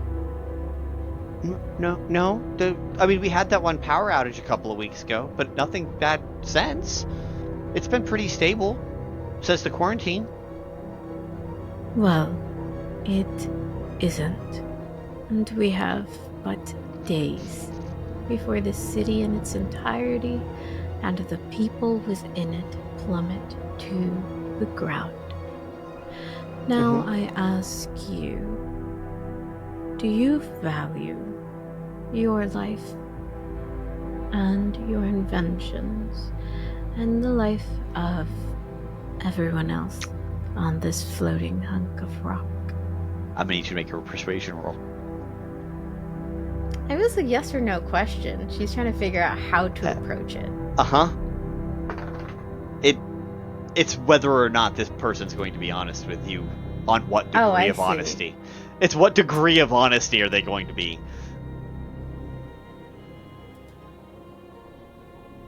I didn't do super well. That is a 17. They did worse. Okay, good. I could have done intimidation instead and used Maethorian standing behind me. You could have. You could have. But I do got a big intimidation score. Well, so I mean, I care about my job. So the university needs to still be here, and you see them work through the logic of how and why they care, and they're verbalizing every bit of their processing. Well, I do care about my job, so I need the university to be here, and because I need the university, I do need the city, or at least the academic district. I could just escape myself. I do just have teleportation circle, so me getting out's not the problem. My life doesn't matter so much. My life is easy. I am but a peon. I need someone to tell me what I need to do and what I need to work on. So I care about my boss. Do you? Or do you just care that they are paying you and giving you something to work towards? That. I need an objective. Well, you're in luck. Oh? It seems like today I am hiring. Whatever your boss pays you, I'll pay you double. Whatever size of your lab, resources, and whatever you need at your disposal, you will have it tenfold. Now, first, we need to stop the city from falling. As much as I share your views on the people and some things here, I did sort of promise I'd help. Okay. Now those amplifiers. Yeah. Do you know if they work with all kinds of magic? yeah, watch, and he just fires another. They just fire another, like, they actually fire an actual lightning spell at it, and it ricochets that lightning spell. It repeats the distance and ricochets that 5 times. So it just casts like lightning bolt at it, and it goes 120 feet up into the sky in 5 directions. Yeah, works with all types. You can't really prove utilitarian magic, which is why we're using the more elementals. But yeah, theoretically, utility magic and support magic would work. If I had a way to show you 5 injured people and heal them with cure wounds, I would. But I don't. Well, we can arrange that later. Please don't. Not an issue. That means someone needs to get hurt. And I would rather not. Now, if they get hurt by accident, that's a different story. She doesn't know what to think of this person, because with one breath they'll say something that she agrees with and is like, okay, I think I like you and I can work with this, and then in the same breath they'll say something that she's like, but why? and she can't make up her fucking mind on them, and is like, we just started talking to people and I think I'm done. Like, this took all of it. See, that's Morwen and Maethorian more often than not will like sit in silence in each other's company just doing what they're supposed to do, and so this is exhausting. Fair. Now, how many of the ones you have on hand are being used right now? For use for the demonstration, or used for the 10 I was mentioning are actively for sale right now. Okay, well, they're sold. Well, yeah, you bought my entire IP, my entire intellectual patent on my brain. You're paying me enough money. How many of the ones commandeered to quarantine do you think we can use without putting the city at risk? Well, depends. If they installed the range extenders on the dishes as well, then theoretically they could get away with only needing half. Okay, good.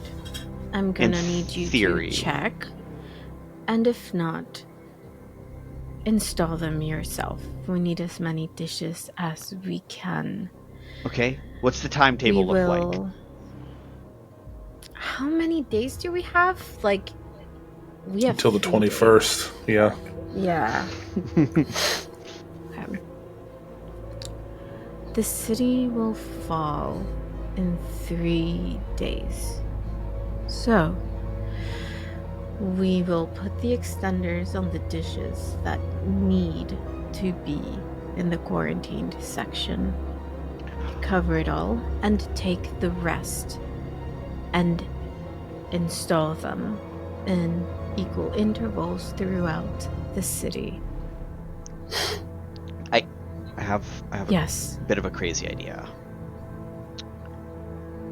I have this, and it is the spell Reverse Gravity.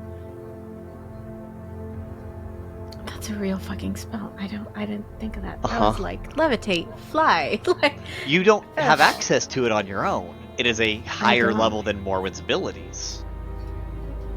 Is it a 9th level spell? I think it's 9th. It might be 8th. It is a higher level spell for sure. Theoretically might be 7th, but I cannot guarantee right offhand. But it just they have the spell scroll for it, and they said, and I've if you can give me the assistance I need making prototypes,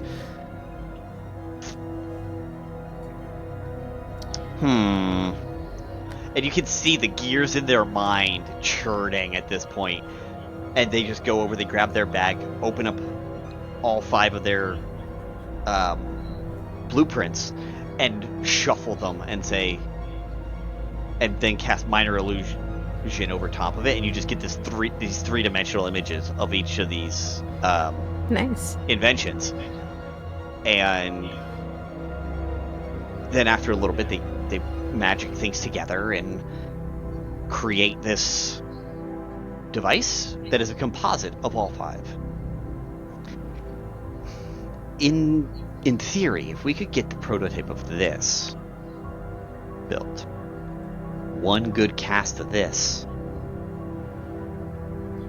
would stop gravitational falling. Where did you get that? Quite the spell? Valuable. The spell? Yes. The spell I bought 20, 30 years ago. I know. I'm very, very. I'm very, very young looking. But I'm actually like 75, and my grandmother was actually an elf, so I got a little bit of genetics from there, and it's kept my skin so perfectly glowing. Right. Good for you. I think then we install the dishes anyway, but have other people do it so you can work on this. Okay. I know. If you are done in time, we'll use this instead. But it's good to have a backup plan. Okay, so we put this, and you just see another minor image pops up of the city of Taoliva, of a rough geometric of the city of Taoliva, and you see the main device at the very bottom, the composite. Then you see levitating dishes in 10 different directions, and they go, theoretically, we could do this. If we set up the dishes in this configuration, I could do that and then cast it. It would then cast 50 times at a very large radius that could theoretically... No, I couldn't send it to space. We just need it not to hit the ground, and we'll figure out the rest of it later. Yeah. I think the city will end up on the ground regardless. Yeah, let me... Hey, Jimmy! And he yells to the assistant who's over there just casting fireball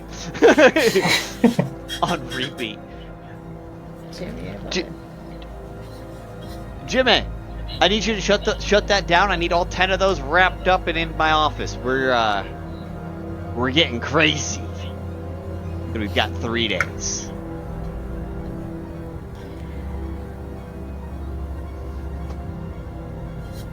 Ken, I'm assuming wherever I'm staying, I probably have set up a direct teleportation circle from there to back home. Sure. I would want to essentially do a sending to one of my engineers and essentially just let them know, bring in some help. 10 of you, whatever you're doing, I don't care, not as important as this. Take the circle here. Hopefully by the end of the day. So it's like I want everyone here before the ball. They will be there. So that, yeah, I can. I give them the name and description of this person. Arameus. And yeah. Now, Ermaeus, where are you working from? Well, it was the university, but they gave me an off-site over here in the government district lab because they are closing campus for the ball because the ball's over there in the thing. So Right. I couldn't work there and continue my research for the past while they were setting up the configuration stuff, the transmutation stuff. Not my area. Right, well, pin the location on a map so I can... Of course. I have told my engineers what you look like, what your name is. I just need to give them a location. There will be between 10 and 15 of them, and they will come and aid you in setting this up. Okay. Now, you are Building a 375. lucky man working here with some of the brightest in the world. Take advantage of it, and depending on how this goes, I might have a new job some for me. work for you. Ooh, goody. Absolutely. Ooh, goody. And I'm over in building 375 on the other side of the circle. From here, points right over to the building. You can see it. There's a basement on the right hand side of the building. Just have them go right down there. We'll be all set up. Oh, I do have to go extend the size of my lab. I've got work to do to prepare for that. Yes, I will have them head over with you, and you have your instructions. Maethorian, when they arrive later, I think I will have you escort them to their lab while I get ready, if that wouldn't be too much of a bother. Of course. How should we go about collecting the other amplifiers from the quarantine zone?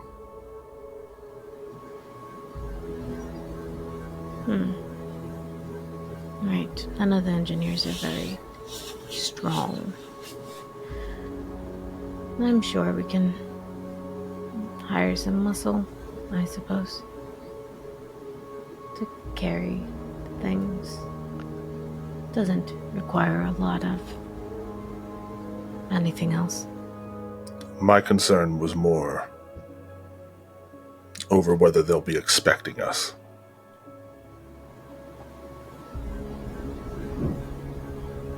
What do you mean? Do we have the jurisdiction to take these from them? Oh. Well, with the extenders on them, they won't even notice that some are gone. And besides, I doubt after saving the city, they'll be able to say anything about it. Indeed. Yeah, Morwen hadn't even thought about, like, whether she could or couldn't. Well, Maethorian's like, am I just taking it? Because I will. But yeah, just want to double check that that's what we're doing. I love it. Ermaeus is already gone. He is already collecting his stuff and getting it he's working on his own workers to get everything down and into his basement. So they're absolutely already busy and occupied. They did not pay any attention to your side of the conversation in any capacity. Yeah, not that now that he works for me, not that it would have mattered much, but I think she does think it's good that he's so... to find a person that is so single-minded like and them. Equally morally gray. Oh yeah, that was easy. That was great. We're the good guys. Just, don't hurt people in front of them. I guess I could do that. We are the good guys. You're right, Chris. It's for the greater good. Okay. We're trying to save the city from falling. We are doing something Very good. And the two of you head on over to stroll through the Invention District and to check out some of these more explosive and exciting Fun. devices that could be used as theoretical ammunition and other things like that. As you guys turn around, you see a hippogriff fly straight up into the sky and fly off into the distance. I need one of those. There was a petting zoo that had a hippogriff. Oh god. I don't even want to know what everyone else is doing in this city. That's hilarious. That's awesome. Bridge to the cleric district is right next to it. Mm-hmm. So you guys can look over and see this bridge that is well guarded. There is at least a dozen troops on there, preventing anyone from getting in and over. Raphael, actually all three of you are solid enough in Arcana to see that there is a slight warbling of the like a barrier around. But you guys probably already knew that was there because you've heard enough to know that getting in is not easy. Yeah, we heard. Getting out's not easy. We heard that it's not easy. Yeah, you heard. Pray tell. I mentioned door through and just walked back where I was. But it's not an easy feat to get through over to there. And you have to be authorized to get through on the bridges and all that jazz. But there's a large makeshift, not even makeshift, there's a large building off to the side that houses a lecture hall that seats 100. And it starts in about 5 minutes, and it's about half full, so you guys have a solid pick of where you guys want to sit. Front, middle, back. Everyone in different places because Tommy doesn't want to be up front, or Aina wants to be way up front, like in the teacher's lap. Hey now, we haven't even met the person. We haven't even met the teacher. Yeah. We need some time. Who knows how hot they can be? It's true. No, Aina will sit wherever everyone's comfortable because as long as she hears what's being said, that's fine. Oh yeah, thaumaturgy's a spell. Just as we're walking past that bridge, just looking over at Tommy and being like, you really don't remember us going into there and like doing Well, like, I remember us going in there, but y'all told me that, like, the and like kind of like looks around us, the thing that happened, like, I don't remember that. I mean, I remember that sweet backflip that I did before I killed that Warforged police drone, but I was hot. I mean, it hurt, but I was fine the next day. Wasn't glowing blue like y'all said. You did glow like a glow stick. I beg your pardon. Sorry, He was sick, but he's not. Yeah. I don't know. It like kind of like looks tied. I'm like, how do I even say this because you guys explained it to me? Oh yeah, Tommy, one of the many times he saved my life, ended up taking there was the Arcanotech crystal got embedded in his spine, and then he started glowing blue and hearing a voice, and it was bad, and so we snuck into there. Points to that. And we got it out, but the way that it was brought out was one of our friends, one of the fate makers, had a way to change fate and changed that so it didn't happen, and somehow all of us remembered it except for Tommy, and so then we had to explain it to him. Cass was confused too. I mean, yeah, you're right. especially because y'all said that me and Cass were engaged, which was just really weird. That ain't never been up. Okay, we're not making up. Are you sure? That sounds like a prank that you guys would try to pull. I'm not I don't. That's definitely I don't Lemon's really do idea. pranks. No, it's not. It was Cass's idea. It was Cass proposed to you. We've been over this. No, you guys gaslighting the two of us, that is Lemon's idea. Hey, I can hear it in his voice too. The person who tried to rent out Cass's apartment to you, that's the kind of person who definitely would try to, hey, let's just make these two think that they were engaged 2 days ago. Why would I cover for Lemon when Lemon tried to get all my money through rent through an apartment that he does not own? Well, I mean,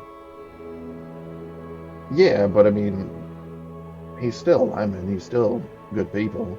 I mean, I trust Lemon. I just know that he's chaotic little shit sometimes, but he's a chaotic little shit that I guess, had the right cards in his hand. You can clearly see Raphael, there's half judgment in this entire conversation. But I do think there's a level of they're so young. And just is not going to yuck their yum as they reminisce about their past escapades. Not going to really comment on anything because he doesn't have context or the connection point to it, but definitely the chaperone just yep, hold on to the innocence. Even in times of trouble, they're able to find those little moments to hold on to. It's kind of nice.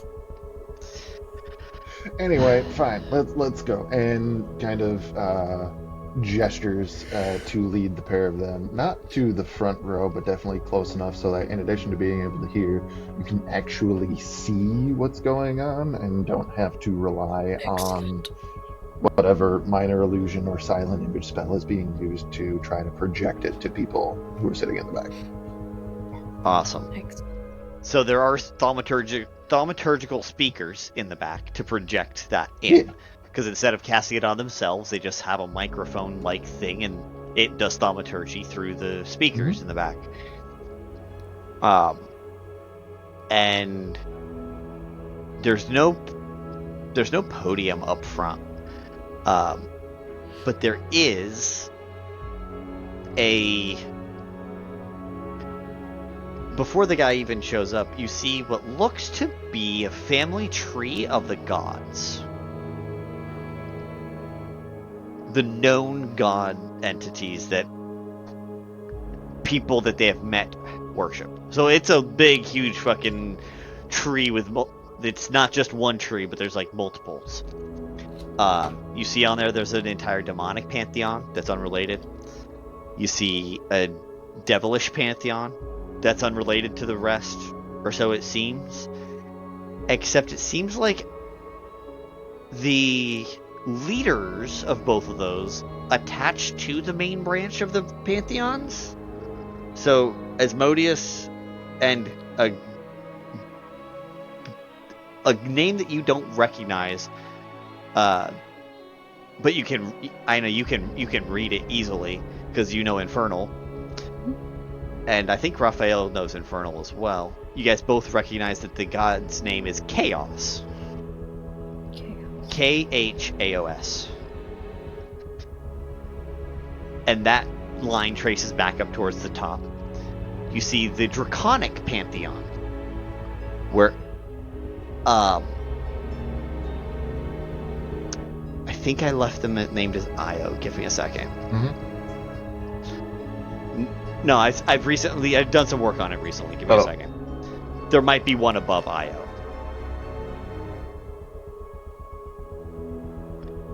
Draconic. Please hold your godly pantheon as important to us.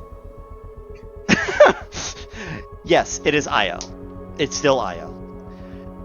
And then you see that there is a fourth primary deity who is just known as the Mother. Mother is mothering. The Mother looks like it descended down and broke apart into all of the natural gods that you see. So all the druidic-based gods, gods of nature, gods of all that kind of stuff. None of it have anything to do with hearth or home or civilization of any kind. What do I know about the mother? Here's what you will know for sure, and this was passed down through your Aasimar lineage. Rumor has it she died when humanity created civilizations and actually became civilized, because then that's when the civilized pantheon, your hearth, your home, your justice, your all of those gods started coming into being. But that's not shown on this board yet. Okay. Underneath each of the main gods for each of the pantheons, you see all the other a bunch of other deities. You see Tiamat under dragons. You see Tiamat, Bahamut, Sardior, Null. You see Task and Gehirix, which just what they all do, you're not 100% sure, but that's what you're here for, right? And then under the devils, you see the lords of the nine. You see Zariel, Dis, Mammon, Belial, Garyon, Glacia, Beelzebul, Mephisto. You just see Levistus. You see all of those names below that, right? And then the demon lords, you see that their names are ever changing. Like it actually, the way this board is enchanted, it's constantly shuffling the names because they are never the same and they are never stagnant. Yep, they are pure chaos, right? The only thing that doesn't change is, as you do see that Baphomet is the god right immediately below chaos.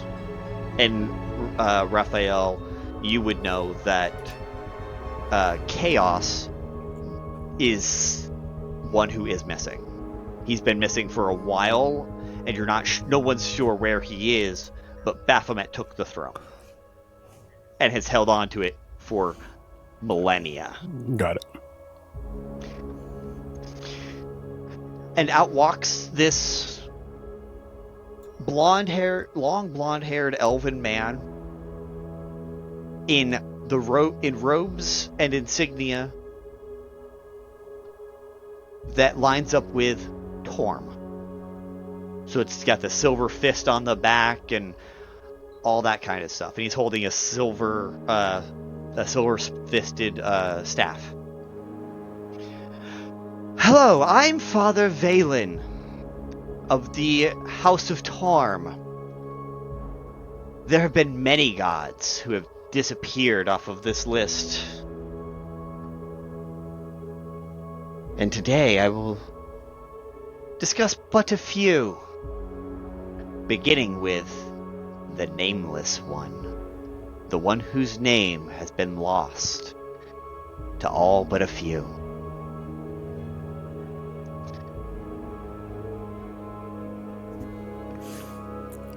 Is there a world where Raphael would have found the name? Found the name, no, but like, that's a weird way to say it. To have learned the name. The name you would know, because there is a cult for that god, is they go by the cult of Kali.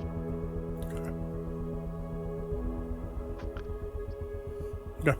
And that the guy's about to say that anyway. Okay.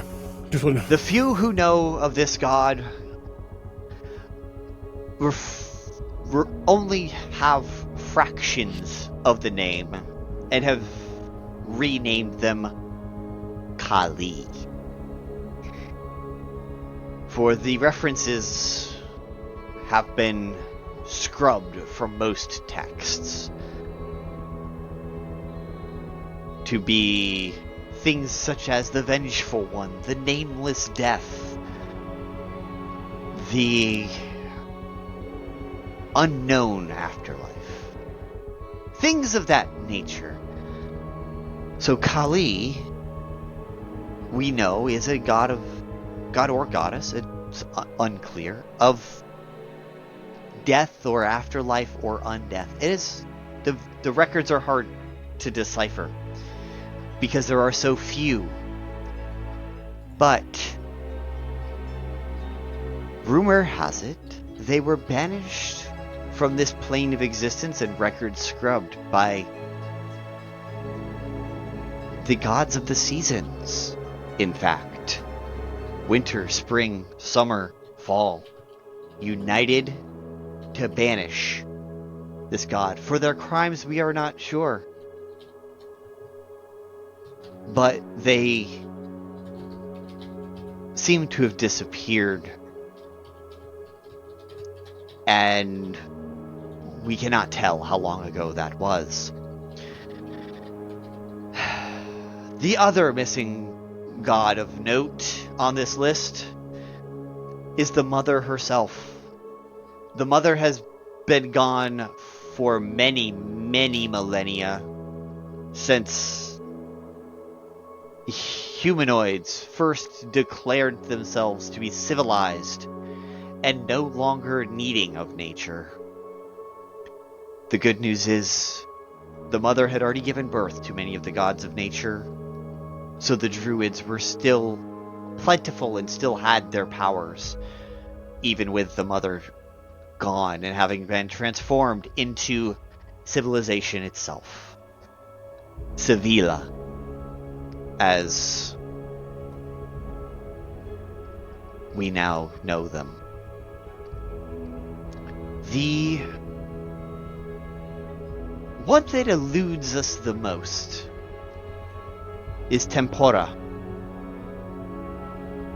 the deity of time.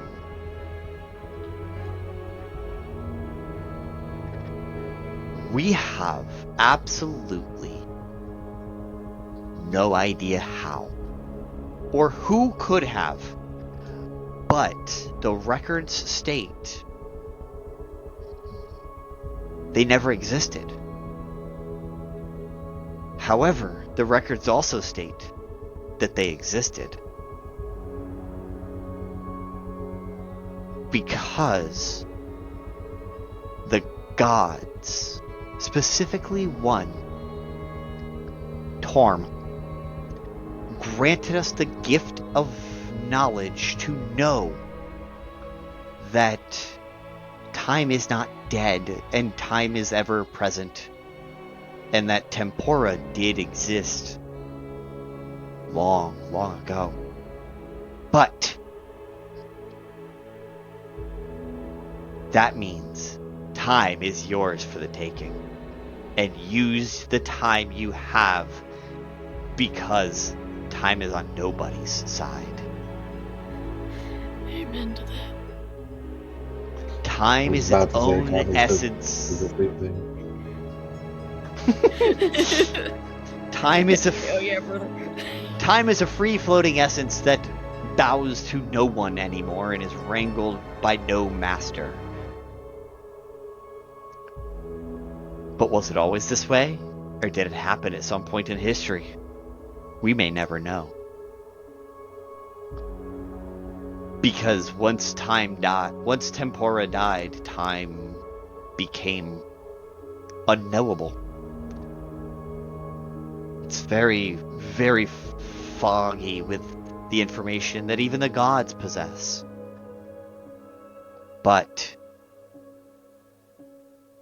new gods will come.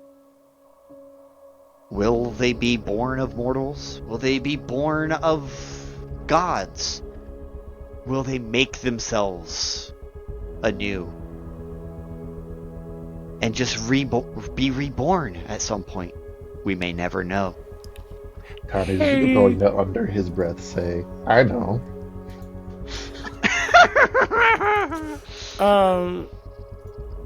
And I could be missing context, and that's totally fine. But you're fine. With the lecture, he likes to hear, he likes to listen to things, and as he's doing that, there does just something just pops on his mind. Have I ever gotten any hint of like celestial / divine nature from Aina?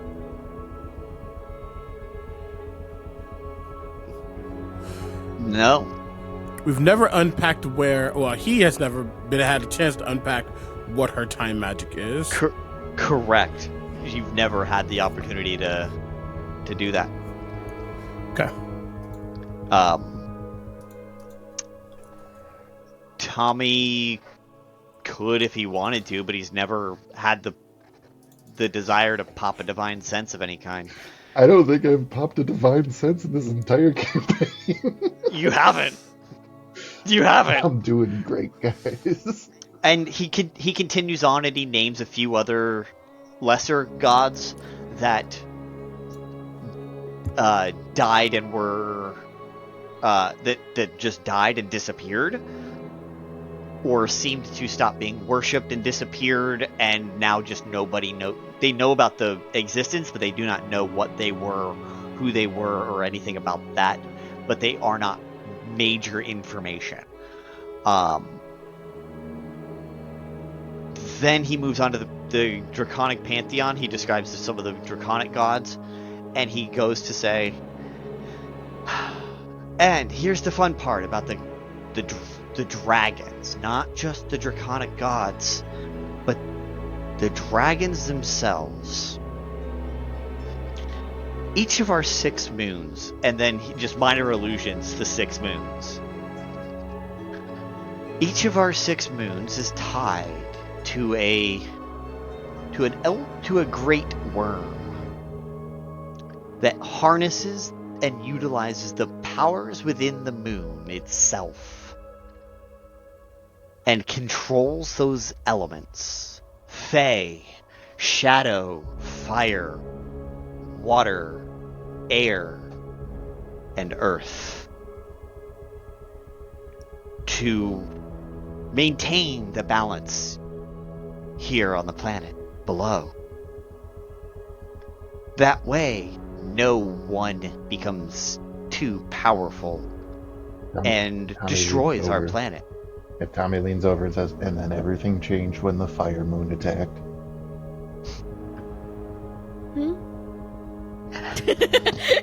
Never mind. She did not understand that reference. I don't think anybody in this entire campaign setting did.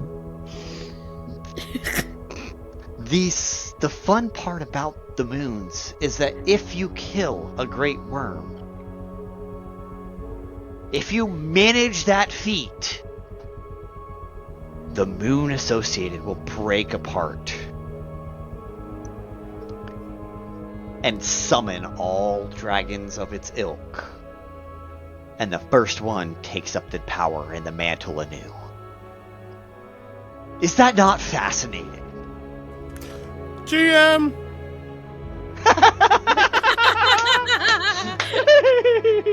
Yes. Magma Dragon. Mm-hmm. Was it a great worm? It was not. It was ancient. Oh, okay. Great. It was not. Great. He's still around, haunting the narrative. Okay. I don't know what that guy's up to these days. Seemed like a cool guy. He doesn't seem so chill anymore. He's dead. It's fine. I know. I will say that, he's definitely fascinated, but I think when it gets to dragons, it's as if like little tiny glasses got put on the Draven, as he is just like listening. He's like, oh yes, my people. Here we go.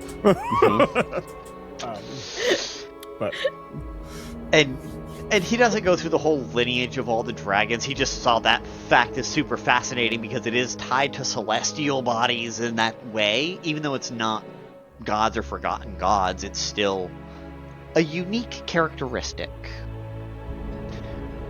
And he proceeds to say that the last recorded moonbreak was on the 17th of last month, when Aquilon broke apart for but a moment and was quickly repaired.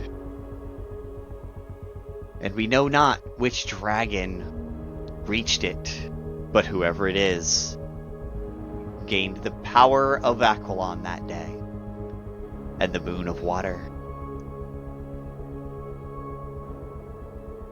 Huh? Yes, Aina. Well, I don't want to be all main character like in this situation and connect everything to me, because I don't want to do that. I'm just thinking of the fact that I showed up a month ago and a time dragon showed up too. So I'm just kind of like, were things just kind of weird at that point? You showed up 3 days after the moon break. Oh, sick. So it's not aligned. That is not aligned. That's easier for me. That is not aligned. Correct. Great. So where was Tommy when this happened? No kidding. Tommy, where were you when the moon fell? It was one of those where you had to be looking at it because it was that quick that it was repaired. With that, Tommy would be like, the moon didn't break apart that last month. I would have noticed if the moon broke. Tommy thinks the moon landing was fake. I'll neither confirm nor deny at this point. True. Okay. Subscribe to the Patreon for that content.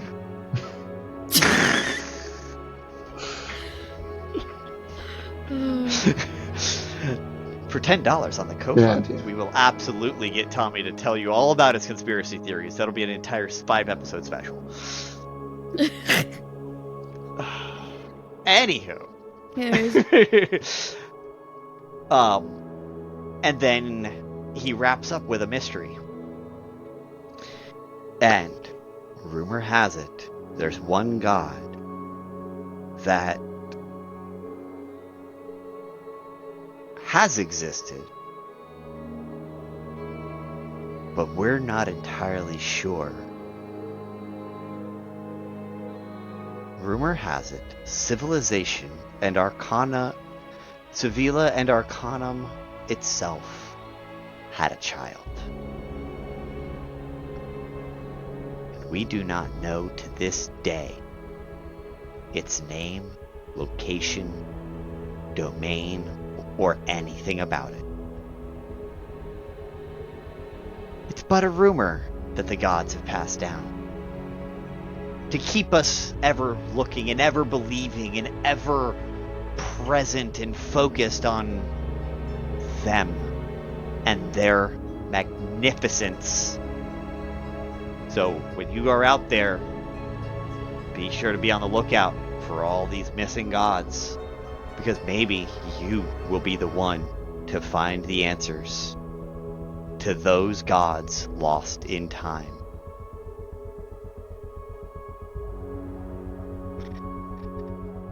I will take some questions from the audience now. Well, I have a question for the GM. That's fine. Go for it. Are the names of any of Tommy's new friends on this board? No. Okay. Then Tommy is going to, once again under his breath, like after shaking his head, just go, this guy doesn't know shit about the gods. Sauce isn't even up there.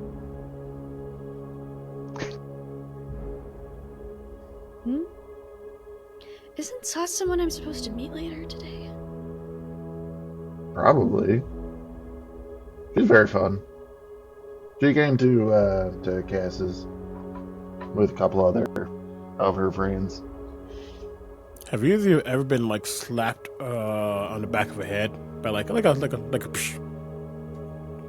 Because it happens as you all start talking during the lecture.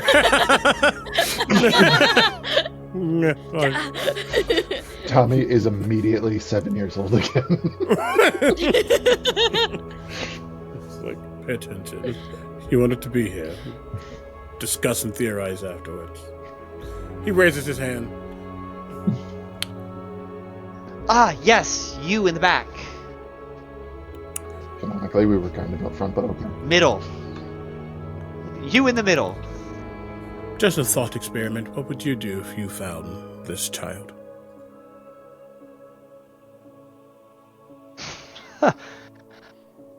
That is a good question.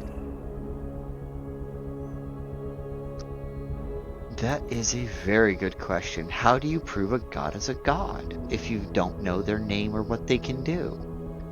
That was not my question. My question is, what would you do if you found this child?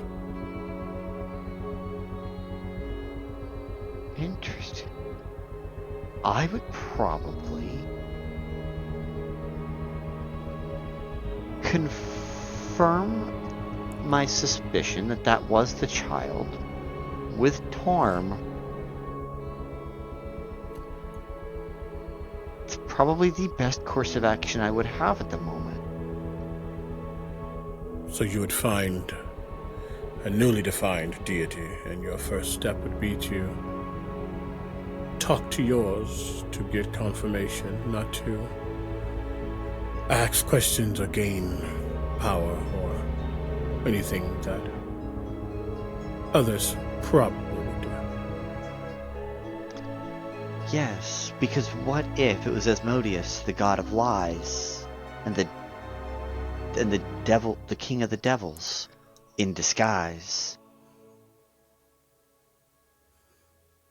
The king of lies doesn't mean they always lie. Just means they have the capacity to do so. All things have the capacity to do so, even gods. Interesting question. Interesting thoughts. Huh. I should probably point out that Raphael's not an atheist. He just doesn't care. Yeah. No, and this guy isn't being like isn't overly zealous. Sure. He's just is. He has his own faith, his own belief, and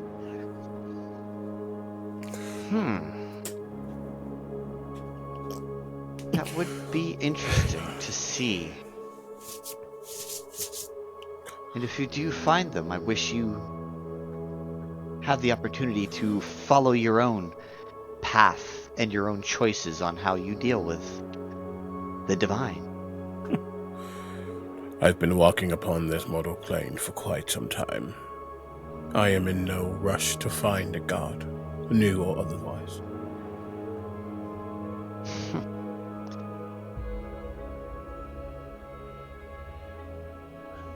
I believe that. Well, good luck in your walk. When he says I believe that, Tommy and Aina would clearly see on Raphael's face, I don't care if you believe that. Yeah. Tommy doesn't look at Raphael's face. He actually is looking quizzically at the presenter. And this is actually funny to go right after Raphael, who just said he doesn't care. And even though he's not traditional about it, Tommy is devoted to a deity. And as the conversation kind of concludes, I'm just going to go, are you going to answer his question yet?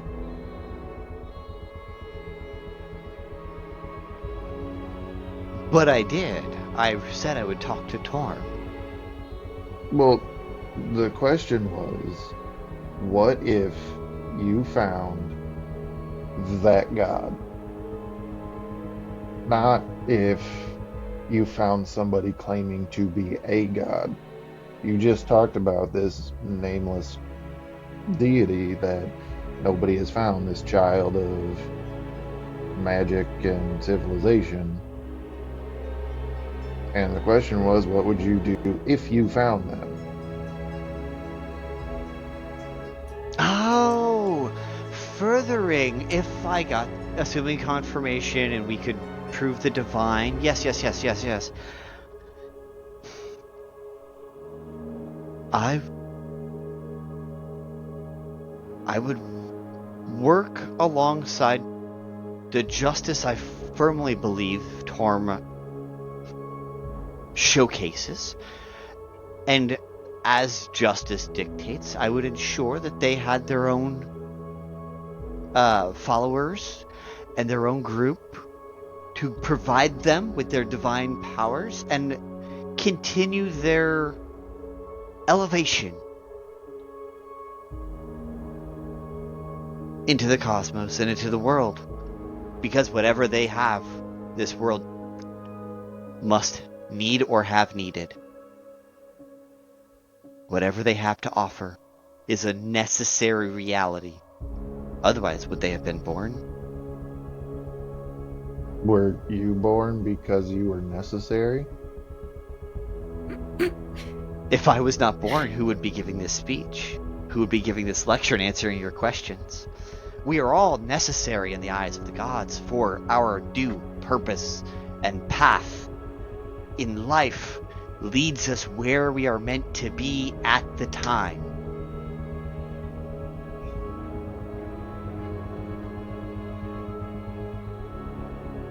I don't think that it does lead you where you're meant to be. I think that you put yourself where you're supposed to be. So I think that if that god wanted to let you know what their name was, they would have. Perhaps we are not ready for them, and they will show their face and their divinity when we are ready to receive it. Only the gods know their plans, just as only you know yours. I have plans? And like...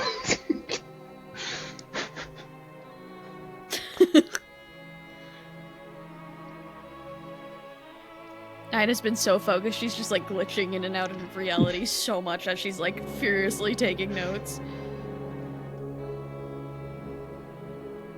He's not paying you any mind.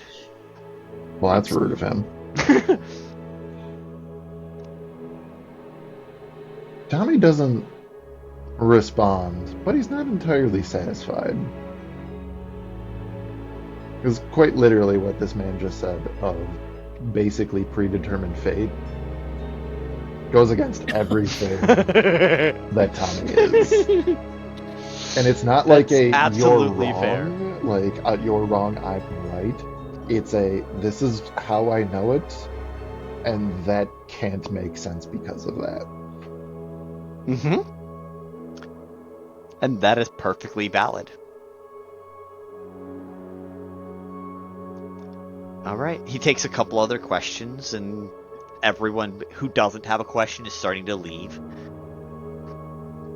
And any perception checks as you guys leave the building? Wow. And begin walking back towards the market district. 12. 12? I'm not here for perception. That's one of these guys is gonna rock it. Let's see. Mm-hmm. 19, which is pretty good for me. I have a +3, so that's sort of good stuff. 29. Nice. God Oh, there it damn. is. God.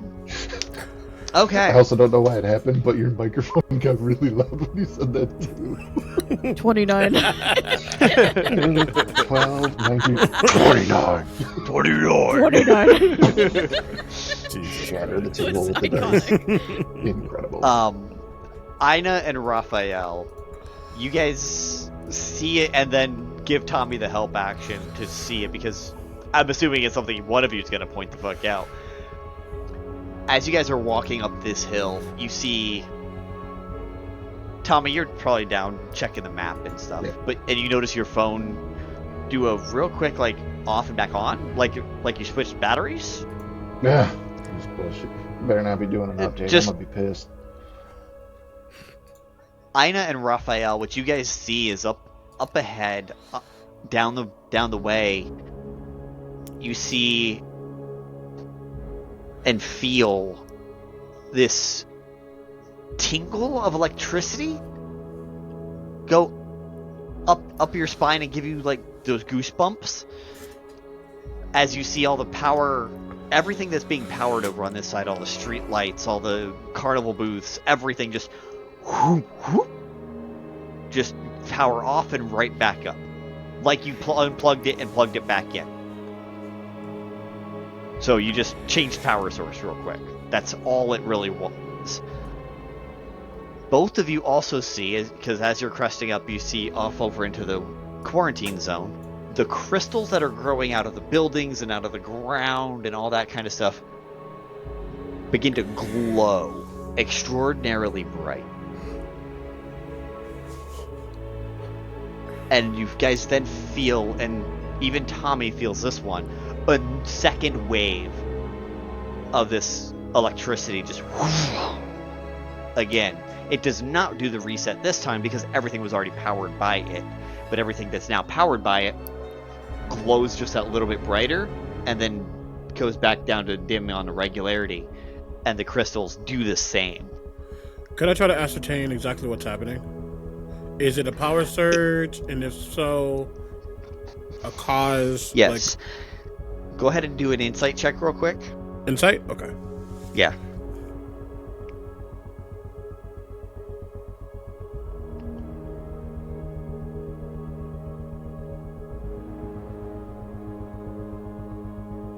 I chose black dice. Why did I do this? Okay. 24. All right. With a 24, you've got a solid enough idea. With your 29 and your 24 combined, you're able to see that there's a very large generator that's got this knob on top that looks like it's starting to spark. But it at this like 110% overcapacity controlled.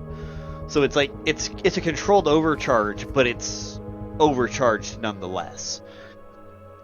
As you scan through the crowd there, you do also happen to notice there's a dragonborn in the back that has like slate gray scales, fine red lines in between where the scales meet.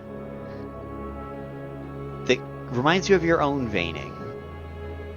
Just that little bit of magma coloration. As she steps back, as that Dragonborn steps back and begins to melt. And the red oozes between those pieces of slate scaling, and just after another split second, a large pair of wings comes out, and then a split second later, they are dimension doored and gone.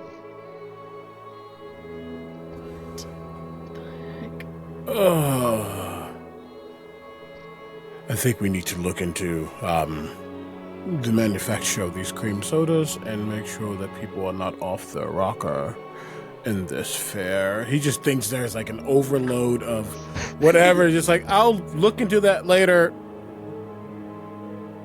But we're gonna move past this.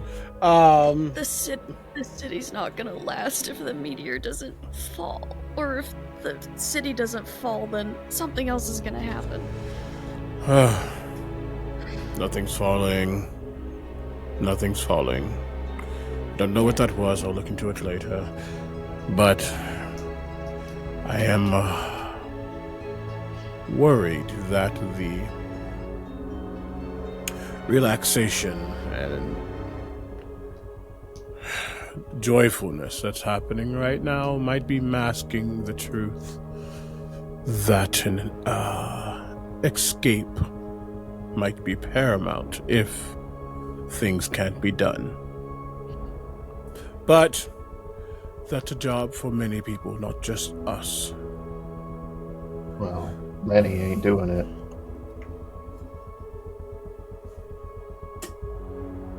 You're not wrong.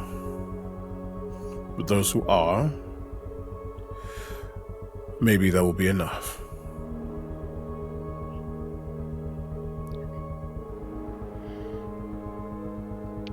And you guys continue walking through the fair as that device gets powered. You guys see the device get powered down and everything return back to normal. As you guys take a left into the game's side of things to just avoid that central area at this point in time.